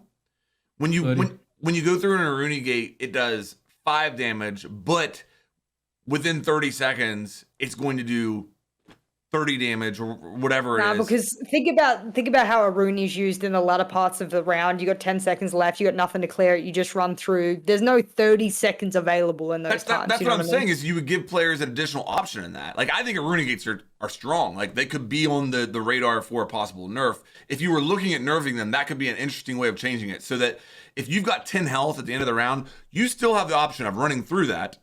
But you're gonna have to get that kill and win the round within 30 seconds, or you will be dead. It's gonna promote the thing you hate. It's gonna promote the thing you hate. Just sprinting through it. You are gonna hate it. You're gonna promote it and hate it. I actually think it's glorious because Aruni Gates are the one gadget in the game that can force you to lose a round no matter what if you didn't save utility. Yeah, it's the only gadget in the entire game. We take Modo on Clubhouse. There's one on hatch and one on both doors, and diffuser's dropped in the middle. I have no way of getting around that no matter what. If my drones have been used and I don't have some throwable, right? Like, let's just say I have 2 hot bridge charges and I open the hatch myself and my drones were gone and I'm in a 1v1. It doesn't matter what I do or how well I play. I have no way of ever winning that round. No matter what. I can't get through. That sucks. The fact that there's no way to bypass an Aruni Gate, like an Ocean Shield could be shot from behind, right? A frost trap with someone standing on the other side, well, that sucks. I gotta hope I'm fast enough to shoot the frost trap and then them. But on a Runegate, there is nothing but throwing one of my things through it. Or tanking 30 health. Yeah. Capcan Trap you can shoot, you just have to look real careful, right? Maestro Cam I could shoot, punch. Like there needs to be a way to deactivate or I don't know, like bank the damage of the Runegate for later. I mean, should it have a reactivation at all? Yes. You think it should always have a reactivation? I love the I really love the interaction, but I'm just asking, should it have unlimited reactivations after someone has put utility? Like, I'm going through all the options in my head, other than being able to run through it. They could make it longer, but it would never fix the issue of that you can find yourself in a situation where nothing can be done. Like we've done it we did it in a ranked game just for fun, and it took the whole season, and it only happened once. But it's still that one thing where it's only for Runegates. There is no other thing in the entire game. All it takes is you get the fuse down in dirt, you place a Runegate on the breach and on the door, and now the guy can't do anything. Right? Reddit in my chat just said, imagine if your IQ, she doesn't have any throwables. And add to that her like identity is literally clearing defender utility. Yeah. And she encounters that. If she's out of drones, she has zero options. I think we talked about going up to them and holding F, and you could like grab them and I was gonna ask that. Yeah. Right? Like just something. If you have to stand in the middle and it's horrible and you're probably gonna die, but it's the same with a castle. A castle can be punched, but you're probably gonna die, right? But holy smokes, have I won a lot of rounds where attackers ran out of time because of the castle. Yeah. They couldn't get in time and plan. Right. But at least you have an option. Yes. Yeah. I hate that about a Rooney. But I'm not playing. Yeah. There are a couple more things in the patch notes that we haven't talked about yet. Unless you guys want to talk about a Rooney a little bit more. Bandit can put 2 battery charges on the wall. So whenever in the 14% of the games where Thatcher isn't banned, that'll have an impact. Yeah. That's me. You're probably wondering why I always ban Maverick and never Thatcher on Clubhouse, because I'm always bandit tricking your shit, bitch. And watch out now, your shit is getting off that wall. You can slap through Callies now as well. You can keep. Oh my god, so good, so good. So explain that to me? How does that affect Callie? Well, before when you threw a Callie on, it's harder to bandit trick. Like it's just rougher to keep up. Now you can sit there, and the second it hits, you can place your battery. Yeah. Okay. Because you can place it before the other one got destroyed. Because the interconnected, the animation is the problem. Because if I have to, how I bandit trick now with the Thatcher in play is I place down one, and then I have the second waiting. And then if I hear that they're placing it on the one upon which already has electrification, I have to shoot that one, redeploy my animation, place, and go. And it has to be pinpoint precision, which is why it feels so good when you fucking hit it. But now I don't have to necessarily shoot that other one. It can just be disabled on the wall. I can place my active one, it activates, and then maybe I have that later in the round for the other wall as well. Like, that's insane. That to me is like so cool. I'm like, bro, like this is probably why I didn't want to bring it up, because I don't want Ubisoft to know that possibly I might just raise the inability to open walls every time you see me ban a Maverick on maps. So don't change it. I love it. OG bandit tricker here. This is going to be so sick on streams. I ain't gonna lie to you. I'm so excited. Yeah. I like it. I just like that it makes bandit make sense now, because holy smoke, has he just been the mediocre younger brother to Kaid. I know, right? And I think this is in preparation of the secondary EMP. I mean, because obviously, we've talked about Thatcher being banned a lot, but once that secondary EMP comes, that could be a very significant change, because is it going to make sense? You can already argue it doesn't make sense to ban Thatcher right now. There's better bans. I get it. But once there's a secondary EMP, are we going to see that ban get freed up? And, that, what does that world look like? What does a world with Thatcher and Siege look like? You're trying, bro, and people don't realize they just slap that EMP on the wall, then they slap another, and all of a sudden their shit got bandit tricked. Yep. I'm like, I have the surprise factor now. I won't in how many months when, people stop banning him so much for whatever, EMP and stuff that they can change. But for now, I am the queen of the wall. And that is an exciting prospect. I think people have played so little Thatcher, and a lot of people understand so little about Thatcher that they think the main goal is just to use it on an electrified wall. Mm-hmm. Yeah. It's the same when people say Thatcher's useless on coastline. I think you miss the entire point of the operator. Yeah. If you throw that into Hooker, you destroy everything in Hooker for 10 seconds. Yeah. Everything. Right? I think he's so immensely strong. But you just shouldn't stand there and throw all your EMPs at a wall. You can remove those things in so many other ways. It's a shame to try and do it that way, in my opinion. And I'm a little bit scared of secondary EMPs. I think there's enough ways to remove stuff from walls. And I also don't necessarily know if the buff to Thatcher where you make it bigger, I assume that's what, because we didn't see the last one in the clip, I believe. We saw the Cook 1 and Cook 2, but we didn't see Cook 3, I think. But there was a very small one, a medium one, and I assume the last one is going to be a much bigger one. Yeah. My impression was that the much bigger one is current. That was my impression walking away from it. I'm not basing that upon any information, but my impression walking away from it was current area of effect would be the biggest. And then you have two smaller options below that. But I could be wrong. Okay. So he's still just as good at for walls because you just throw one at the wall and then cook another one and throw it as it's getting placed. Well, if you want to use them for entry in a room, you have to cook it for a while. Yeah. Right? Yeah, it'll be interesting. I'd rather see him destroy stuff after a full cook. So it destroys the gadget at that level, but at the other one, it just disables, and then it's time-based instead. So you disable for, let's say, a couple of seconds, and then for 5 seconds, and then the full cook is destruction of the gadget, but in a small, like a overcharge thing, right? But in a smaller area. It have to be quite small, but I could see it. Yeah, impact size. Yeah, okay. I'd say around impact size. You could permanently remove a Maestro camera with Thatcher and stuff like that way. I don't know. I think that would be a more interesting interaction with him. I'm just excited to play him again. Like I like Thatcher. I'm just excited to play him. And I think for anybody watching this in Gold Plat, I think a Maverick is a better ban almost every single time.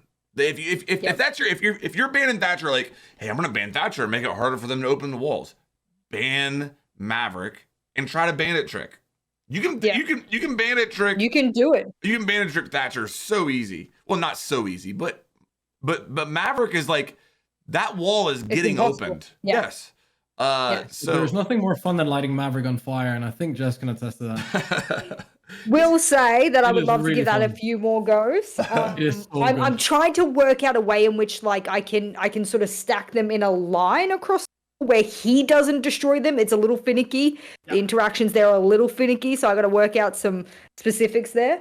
But with how many go boxes you get, I mean, there is time for me to perfect this. It's so fun. I've had so much fun with Goyo, but holy shit, is he busted, man. He's so strong. He's starting to... You seen him in Pro League yesterday? Yes. Did you watch? Yeah. Oh my god, it's bro. coming. It's coming. Kind of strong. Yeah, it's coming. You were right. You were right from the... Again, I hadn't played him at the time, so I didn't really know the realism. He's terrifying. I love him. But bro, like, you see the stacks? And like, where did they put that other one? I don't know if it's Beast Coast or one of the NA teams was like stacking top freezer stairs. And like, in my mind, I was like, I already know the attacking strategy of the other team. They push freezer late for the pinch. And I was like, all they need to do is pop this at 20. And like, there is now no pinch. I'm like, 20 full seconds? This is, man, I can't watch this in Pro League anymore, bro, because teams are finally realizing and they're bringing it, and it's making me uncomfortable because the flames are still there 12, 15 seconds, and I'm watching the screen like a hawk, like, this is awful. No one can do this. We're at it's like we're at a barbecue, man. We're just like watching the fire, campfire. 20 seconds is too long. Yep. And it's only going to get worse. Like we're damage half the time. Go ahead. We're 2 weeks into Pro League, right? 2 weeks in the Pro League, and we've already seen it from week 1 to week 2, probably use twice as much. Yeah. And be twice as effective. What's week 4 going to look like? What week 5? You know? And this actually, listen, I hate to mention the terror of launch Ella. This might be one of those situations. Don't wait for a fucking mid-season patch. Don't wait for a new season. Don't wait to see how, like, this might be one of those situations where you give this a couple more weeks and you do something about it. Whether it's quarantine, whether it's fixing his gadget now. I can see this going to a really bad place when Pro League turns into watching fires for 20 seconds every single round and waiting. I would say I kind of want it to stay for a while, just so we see people. I want to see defenders start fucking up by like a fuse being implemented and, you know, fusing sight and popping some of these fires, not allowing people to return. Or when they try to squeeze them or like run away from the actual cluster charges, they have to run into the fire. Like it is really a two-way street with going on. It is terrifying on defense. Or Twitch drones. Yep. Sam cams, all of that stuff. Like, oh my god, is it annoying when I hear a Twitch drone just go sap, sap, sap, and 3 of my go canisters have been popped. I like to put them on like in Attic in Oregon. I put them on the left wall that Mav always opens in a circle, because the second he gets that open in a circle, it blows up and he can't push through. So I have a little bit of extra time. And I put one in the window, I put one in trophy, and I put one in closet. When they breach closet, I shoot that, so they have to leave closet and they normally die from that. Or they shoot it and they wait 20 seconds extra with breaching, right? But when I hear a Twitch drone fucking sap around the map and just go bloop, bloop, bloop on those goes, then I'm sitting there with a Vector, a C4, and crying in a corner. Yeah. And wish I had a mirror window instead. Yeah, and I guess if you look at these compositions, like if you're bringing a Smoke and a Goyo, that's 2 of the 5 operators on defense right there. So now you're trying to squeeze in, you know. What if the fire destroyed the Smoke, babe? I still think we should have that interaction with all Smoke and all fire. Yeah, like what if they can't interact? So you can't double up, you can't try and layer without expert timing and understanding of when those flames are now gone and you have an opportunity to deploy your Smoke. Yeah. Then you can't overwhelm it. The problem still, like, I am literally just like band-aiding this problem, but the problem still exists with Goyo. But at least then we're not going to see in week 4 of Pro League a Smoke double stack. Okay, so this is far out. Maybe this is too technical. What if Smoke's toxic canisters? What if when they got hit by fire, they would instantly dump all of their damage? As in, they catch fire and explode. But on the other hand, actual smoke grenades will put out fire no matter what. We're hitting the CSGO. Yeah. I'll accept that. We've talked about that they're, you know, fire extinguisher op or something, you know, some way to counter fire in this game has been talked about before. I would love it. I think that they're Then you could also remove Capital's fire as a smoke player by throwing your smoke in there, and it gives a little explosion. Yeah. And then everything's gone. The fire's gone, the smoke's gone. It cancels each other out, but does all the smoke damage in like at once in that area. And I think what we're talking about right now, it kind of brings me back to them changing Smoke being able to be immune to his own smoke. Like, I think what we're talking about right there with those really interesting interactions and counters between operators and all that, although it is complicated, that's Siege to me. And Siege is a mess, and it has to be. And them, you know, talking about trying to reduce confusion for new players with onboarding by making Smoke not immune to his own smoke, that concerns me. Like, are we trying to limit those unique interactions? Is that how you read into that? Because I think that there is room for what you're talking about there. Fire's on the floor, smoke grenade puts it out on both sides. That would be cool. No matter the smoke, it does that interaction. Yeah. I also just think I like the idea of like Unreal Tournament, the old one. You had this, I think it was called a pulse gun. You could shoot a straight line, or you could shoot a ball. If you shot the ball and then shot the ball with the straight line, it would make this like explosion. I like interactions where I can combo gadget. We can electrify barbed wire and walls, right? Yeah. I enjoyed the idea of being able to combine two gadgets to do something.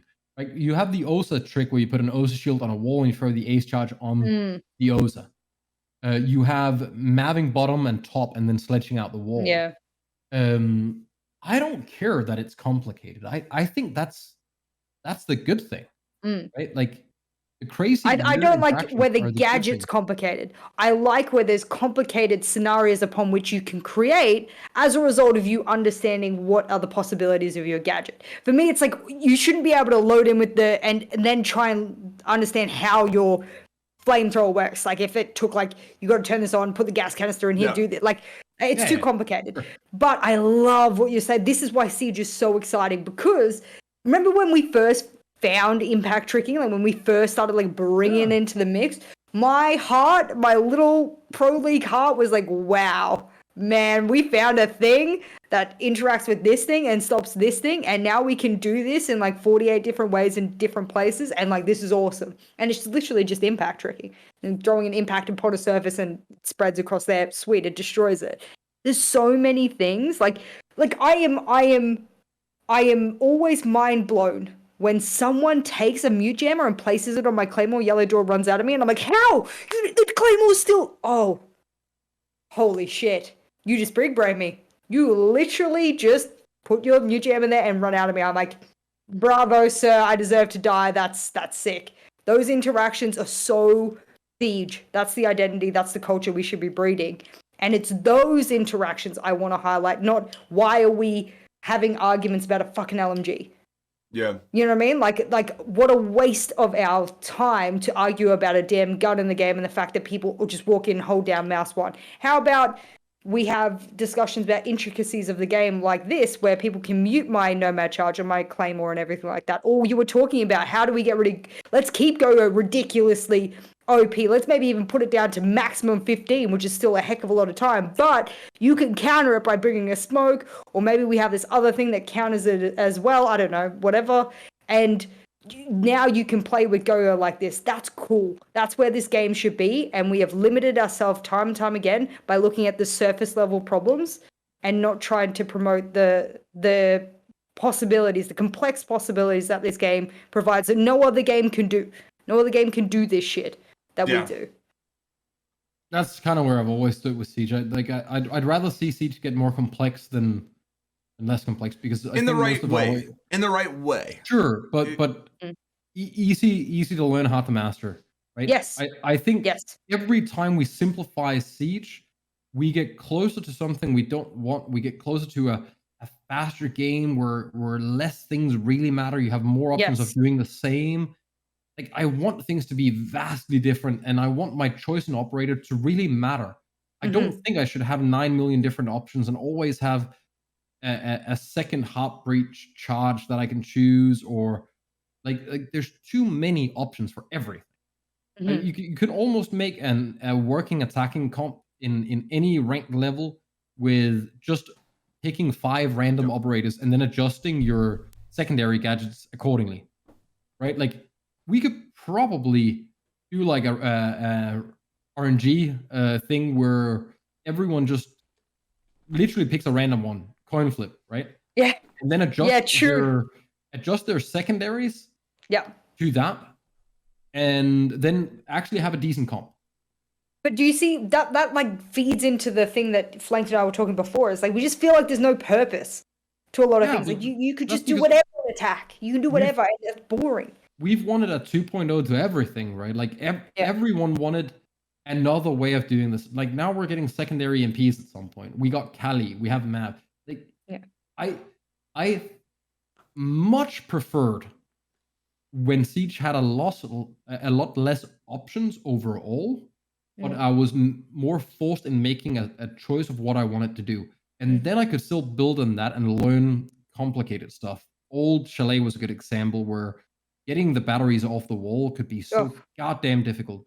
But then almost a year in, we figure out that we can go up on the balcony from like jump into fireplace and we can just shoot them through the floor. Yeah. Right? That required you to actually grow and learn. Now it doesn't matter what map I'm on. There is 9 million ways for me to remove the batteries. It's too simple and it doesn't require enough planning and thinking and setting up. And I think when you do it that way, like we're angry that when we solo queue, we don't work together a lot and we don't communicate. We don't have to. Yeah. I can do most of the things I want to do by myself, and you can do most of the things you want to do by yourself. Right? That's sad. I find that sad. I find we that lost teamwork because we have too many options. And I think that leads into it feeling more fragger heavy and that we talked about earlier. We found the answer to it at least, which is a sad realization. I feel sad. And the biggest gripe I've had in the past 6 months, especially with my close friends playing, is like we started playing Val more because there was actual teamwork there. Like, I know this sounds ridiculous, but like I just felt like there's more teamwork there. That's gonna see the same thing as CS did at some point, right? Where for sure, eventually there is either enough options or everything has been worn through, especially because there's no destruction. That there is a best way to do most things. And you're going to expect team A to do this thing, and then you do the next best thing because that's how you counter that. And it just becomes this big rock, paper, scissors, and it's still the better team that wins. It almost always is. Yeah. But you don't need that on the fly thinking anymore. And that's at least what pulled me to Siege still. For sure. Even after all its issues. Yeah.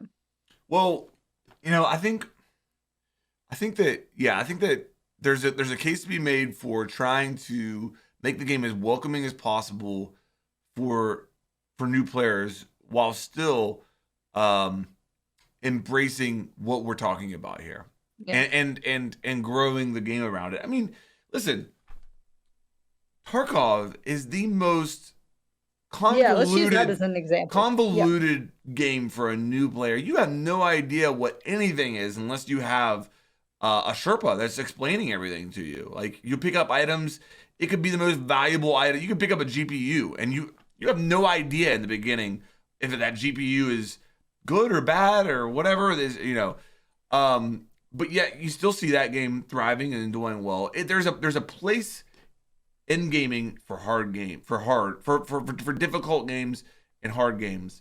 It just has to be done in the right way. I think you can do both. I think Deathmatch has done a great job. Is a good step in that direction. That's one way where you can provide a gateway for players to enter Siege and get in gunfights and see stuff and do stuff that can lead to more engagement in the game. Maybe Rainbow Six Siege Mobile will be a gateway for the game. I don't know. We haven't seen that yet. That's just going to be PC players playing on emulators like they're doing with mouse and keyboard and console. Ugh. It's so funny that you said that because I got asked my opinion about the game, and what was the very, very, very first thing that came out of my mouth?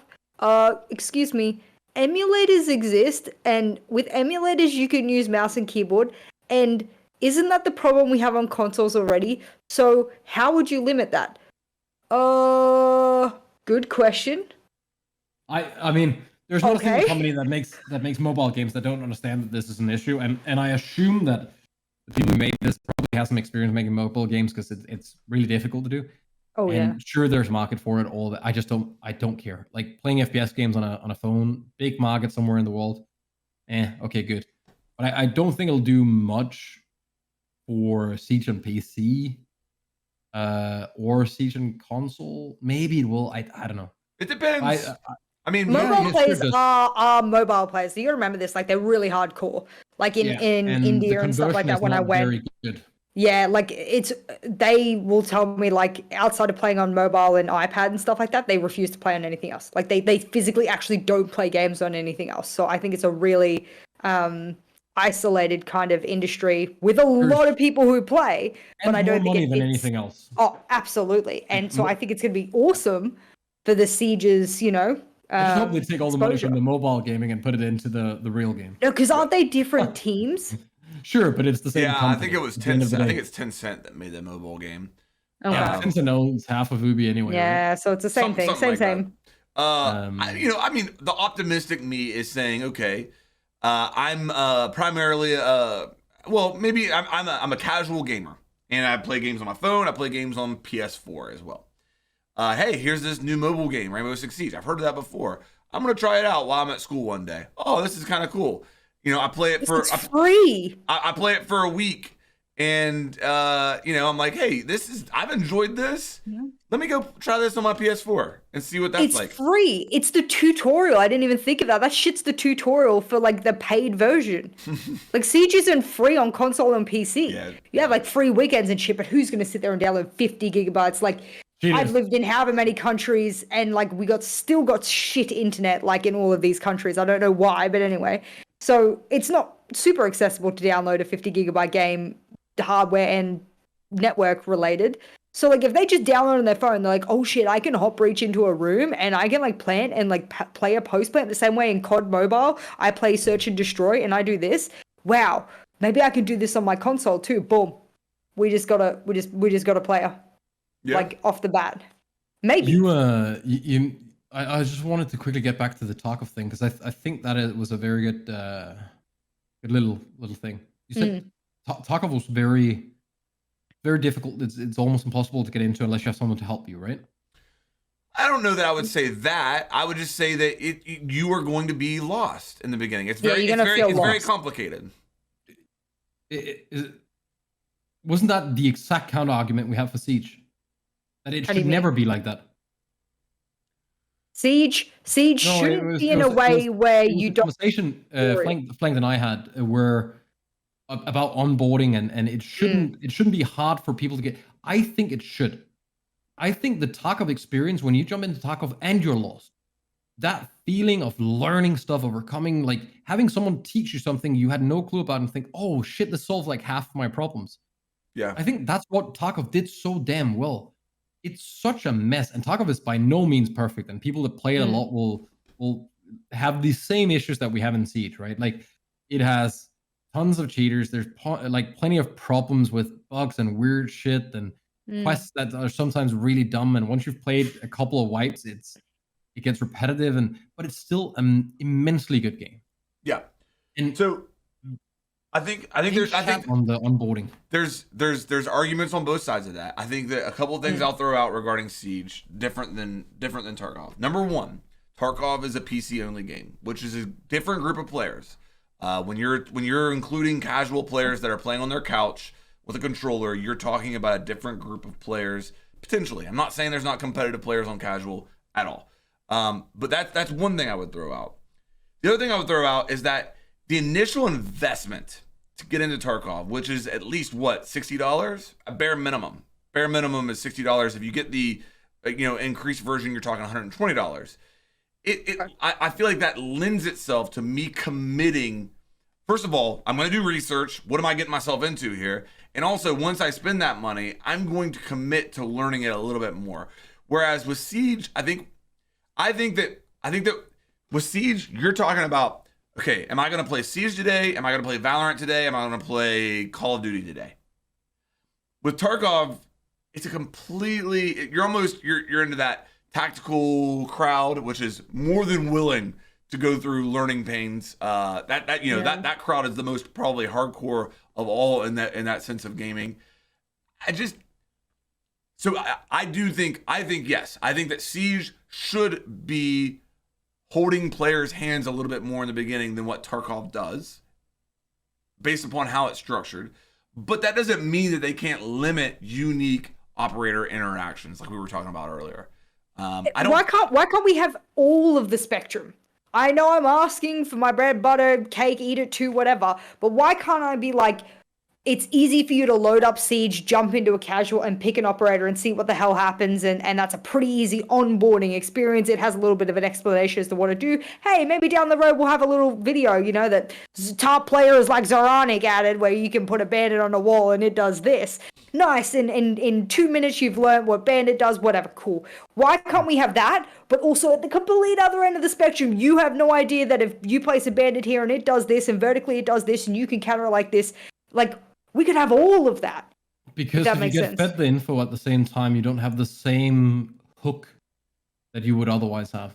Tarkov is good because you learn it through like blood, sweat, and tears, and it's horrible to learn. Right? I don't play Tarkov because it's too hardcore for me. But it's the same with other games like StarCraft, Elden Ring, Dota, League of Legends, whatever it might be.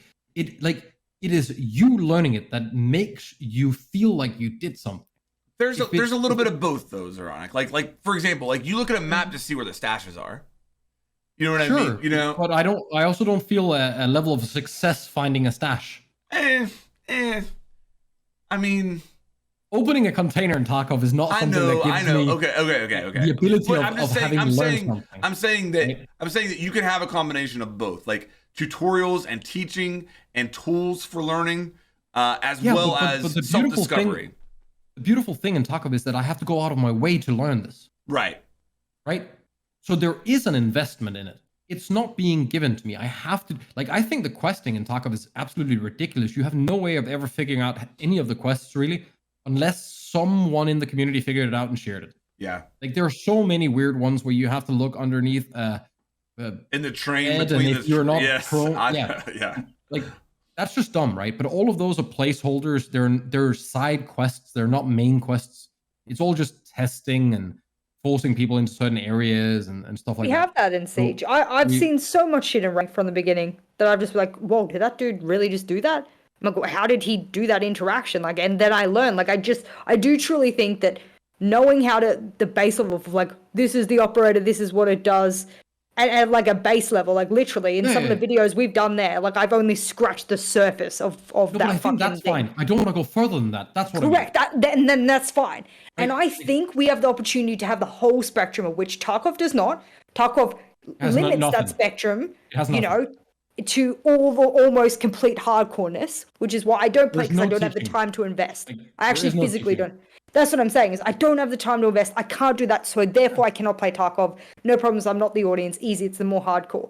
But with Siege, we have this opportunity, and which is why I think we did it well originally, and why people got hooked so quickly, and why I moved over from Search and Destroy competitive play in Call of Duty to Siege, was because I could onboard in a way that I understood the premise of the objective. I understood how I could play roughly the objective with some of the operators, and then along the way I learned all of these operators, the way that they countered me, or I did this, and wow, I learned so much, and I still learn to this day, which is exciting. So I think we can do every part of it and limit that like onboarding to like here. Let's say you want to limit it to here of like, you only get this and the rest you must learn along the way. Sweet, let's do it. Which is again why, like, if you go to our game plan videos, we only scratch the surface. At least in my videos, I don't give you more than you need to step into the game and understand how to do this, or understand how to do this. If you want to learn more intricacies, learn from your teammates, watch other people, watch Pro League, whatever. You also can't teach anything truly important in 5 minutes in Siege. Yeah, and the time limit's bad. So we are so unique in this position that we have the opportunity to have the entirety of the spectrum here. And I'm worried that, and I've been thinking what you've been saying recently, Alex, about nerf. Suddenly the spectrum goes, oh, I just lost all this. And that this is why people like you and me have over 6,000 playing hours, because we had this. Because we could never quite reach the top of that spectrum, but we always could see that it existed in some way. That's what scares me, is that we nerf so heavy and we onboard so heavy that we get to a point where there's so little complexity. Not that there isn't a potential for that complexity, it just never becomes necessary for you to learn it to succeed. And I think that's a massive loss. Like, people need to be forced into chasing that if they want to get further. Like, but the trouble is they can get success. This is the thing that Flanked has brought up before. They can get success without having to learn that, and I have a problem with that. I have a problem with the amount of success you can get by going through the spectrum only to here and not needing to learn the other 50% of that spectrum. That annoys the shit out of me. That's the argument that I would make. What in today's Siege, what is more beneficial for a new player to learn? How to manipulate the map and the gadgets, or how to psycho peek? What's going to get that player more success? I would argue that if you have good mechanical skill and then you learn the map's layouts, you will have more success than if you try to like come up with the best 400 IQ strats and stuff like that. If you're solo queuing, if you can get a 5 stack that's all on the same page, that's one thing. That's one thing. Sure. If you're solo queuing though, I think you will always benefit earlier and faster by improving and learning mechanically in this game currently than you will by learning the gadgets. It should be like that, because if you make your own strat as a solo queue guy, and like you either rely on other people joining in, or it's not a strat, it's just you're playing something by yourself, right? Like then you better be real good at shooting, because you're basically ignoring the rest of the team. That's all that happens in higher elo, is everyone just runs around by themselves, and every now and then people will kind of help each other. Well, solo queue really is a mess. I don't know. I honestly, if they keep going this route, it's not gonna matter what operator you pick to get anything done.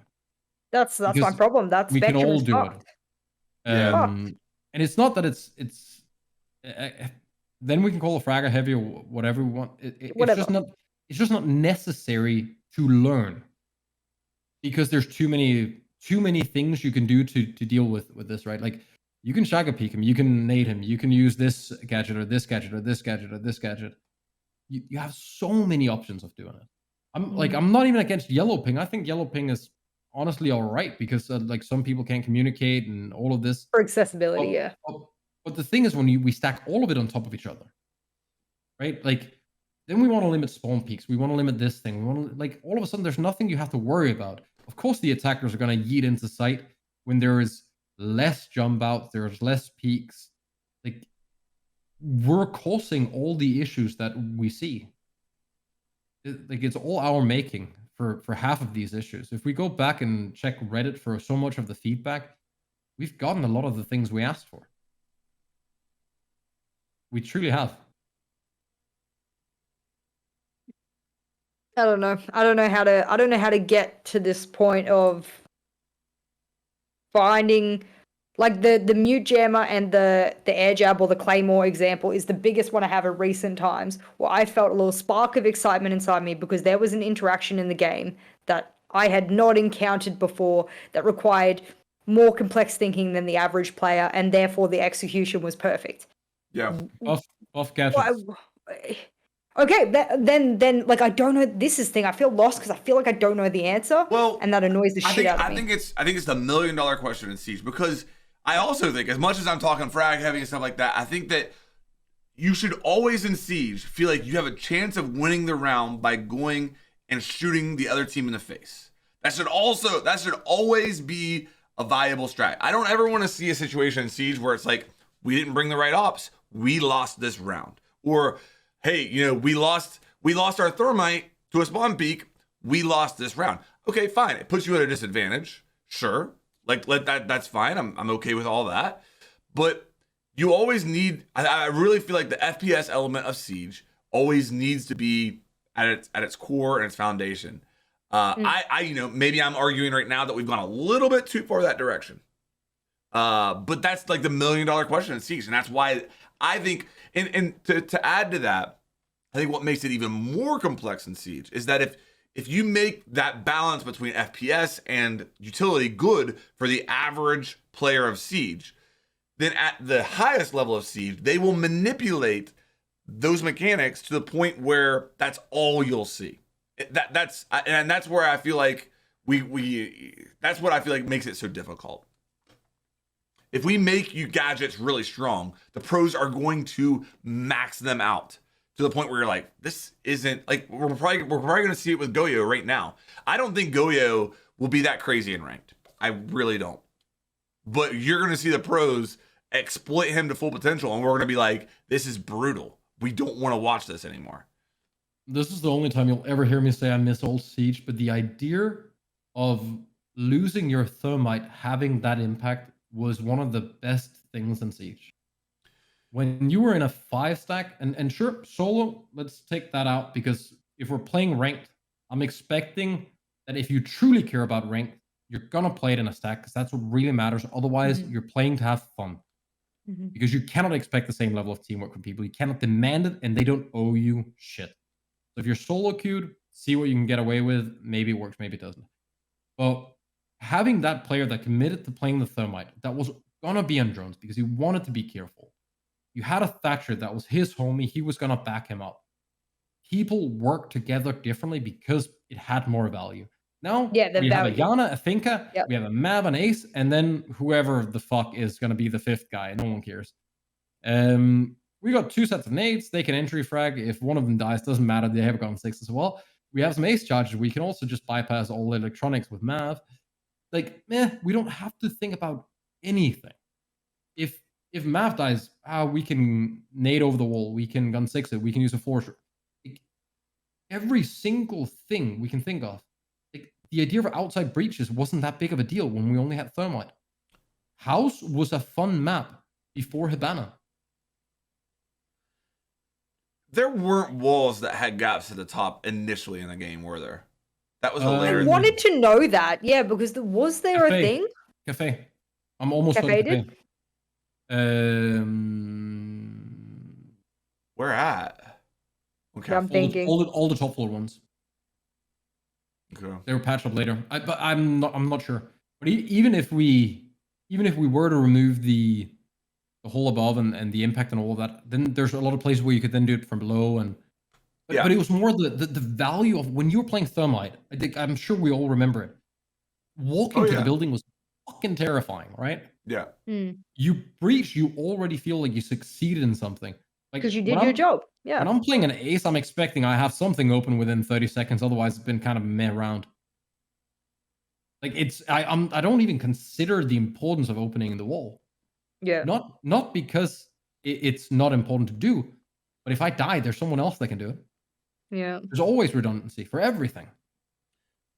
Overall thoughts of the patch notes. This is a mid-season patch. And there's been a lot of talk in the community recently about how we don't feel like we're maybe getting as much content in the mid-season patches as we used to. I think that this kind of lines up with that. There's not a lot here, in my opinion.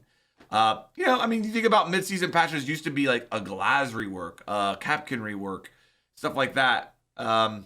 Didn't they say that was the goal, right? Like they didn't want the mid-season to be too extreme because of the whole competitive. I think so. Is that what it is? Okay, yeah. Which I agree with. That there was big changes, right? Yeah. Right midway through the stage is inappropriate in a lot of. Okay. Yeah, but there's always some sort of comp. Then you can say like, do we I don't mean to be rude. I don't mean to be rude, but outside of the Premier League, that brings the most viewership and everything like that. Like you. Yeah, but shut up. Yeah. Yeah, but what about the people that are just behind them that are maybe moving in next time, right? Do we care about them? We do, but not as much as tier 1. You get less priority. Yeah. Why not care about the viewership more than the tier 1 then? Add fun shit, man. Like throw it in the mid season. Who cares? I think the answer has always been that you have a build that an entire stage is played on. Yeah. And there's a separate build that's live. Yeah, you're right. The only issue with that is if we're talking about the onboarding stuff, is that I see something, I'm excited to go play. I'm like, you know what? I want to go watch this Pro League thing because they're going to show me how the new thing is. And then I'm sitting there 3 months anyway thinking, yeah, because they were playing on a delayed build.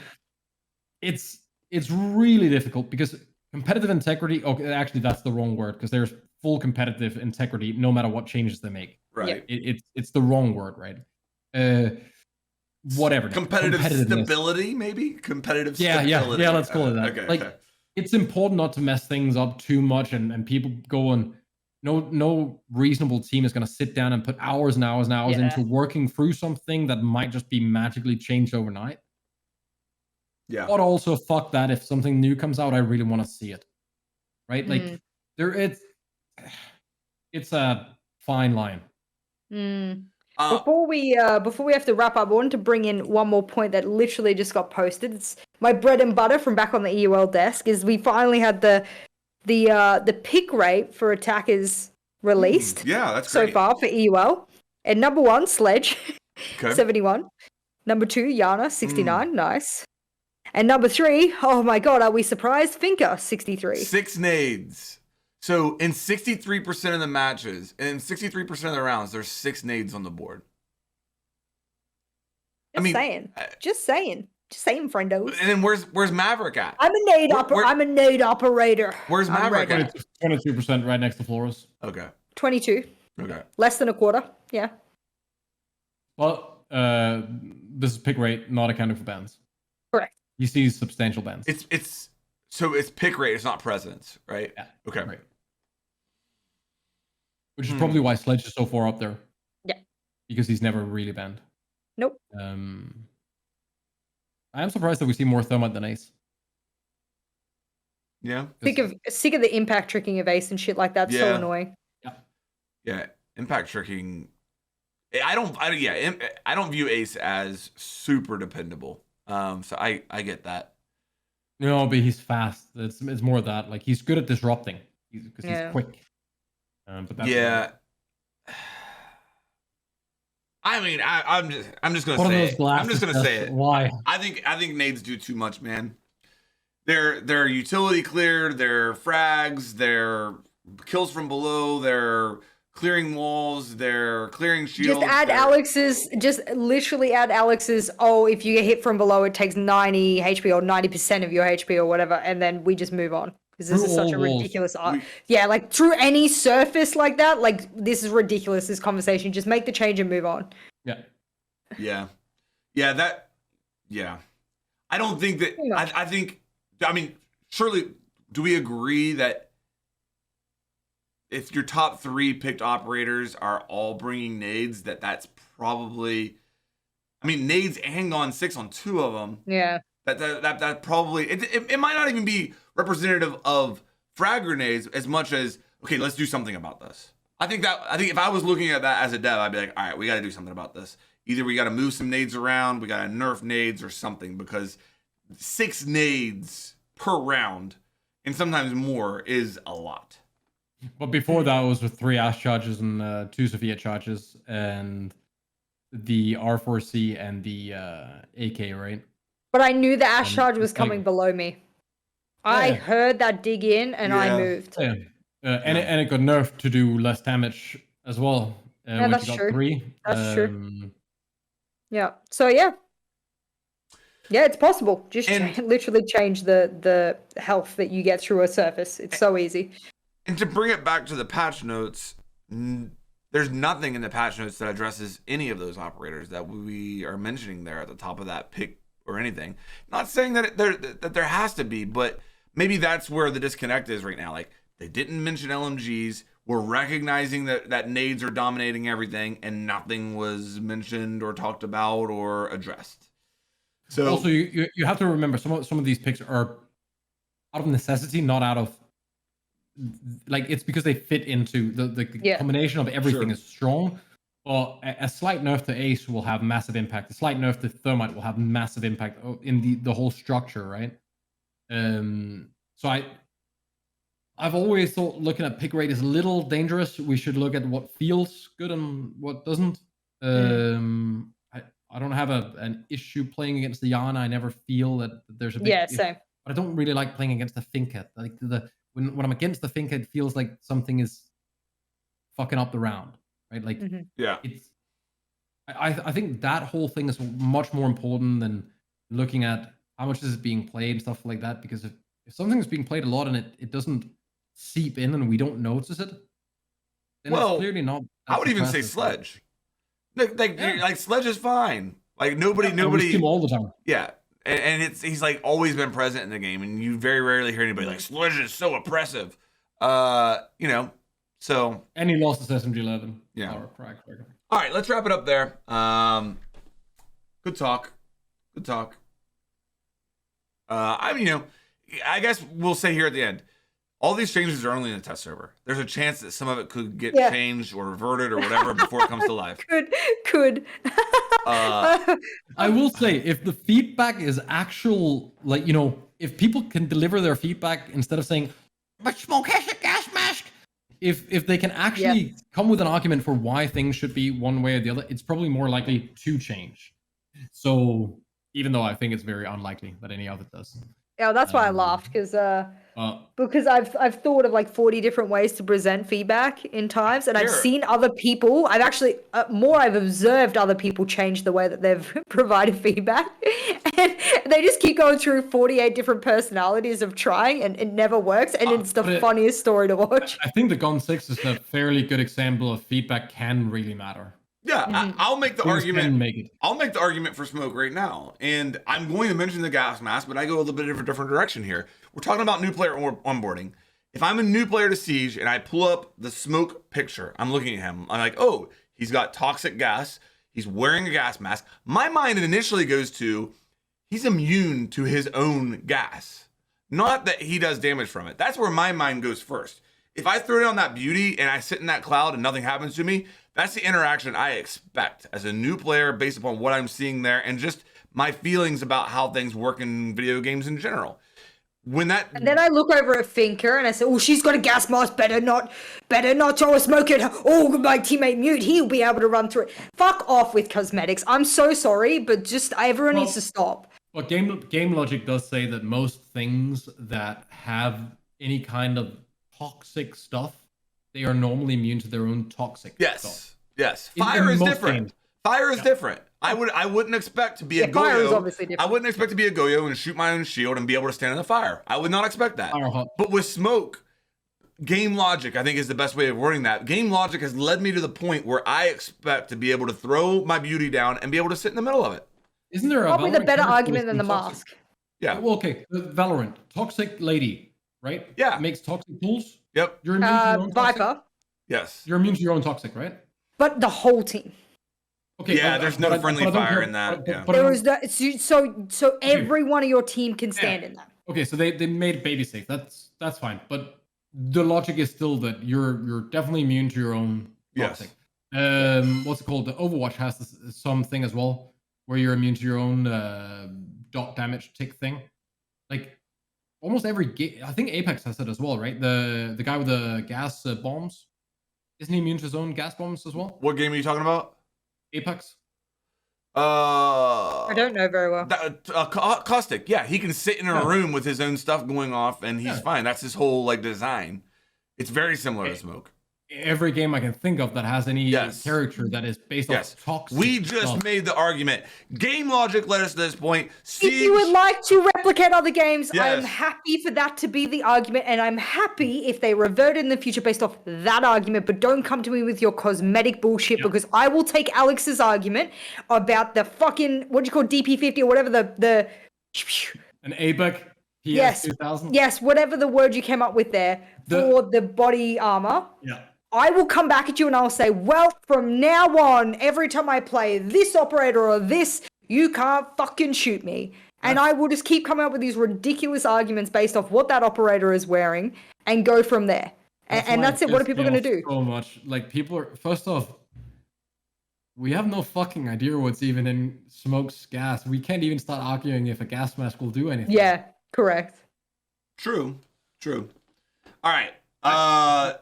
We just did it. We just saved Smoke. So hopefully Ubi's listening. And hello, Doggo. We're celebrating. Oh. All right. You're the bestie. What are you celebrating? Did you guys do something new in the trick? Oh, okay. I thought you and Doggo did something, got a new trick. Oh, he was just cheering for the Smoke stuff. Okay, all right, cool. All right, let's wrap it up there. Thanks, everybody. See ya. Bye. Bye. Don't stick a dick in a blender.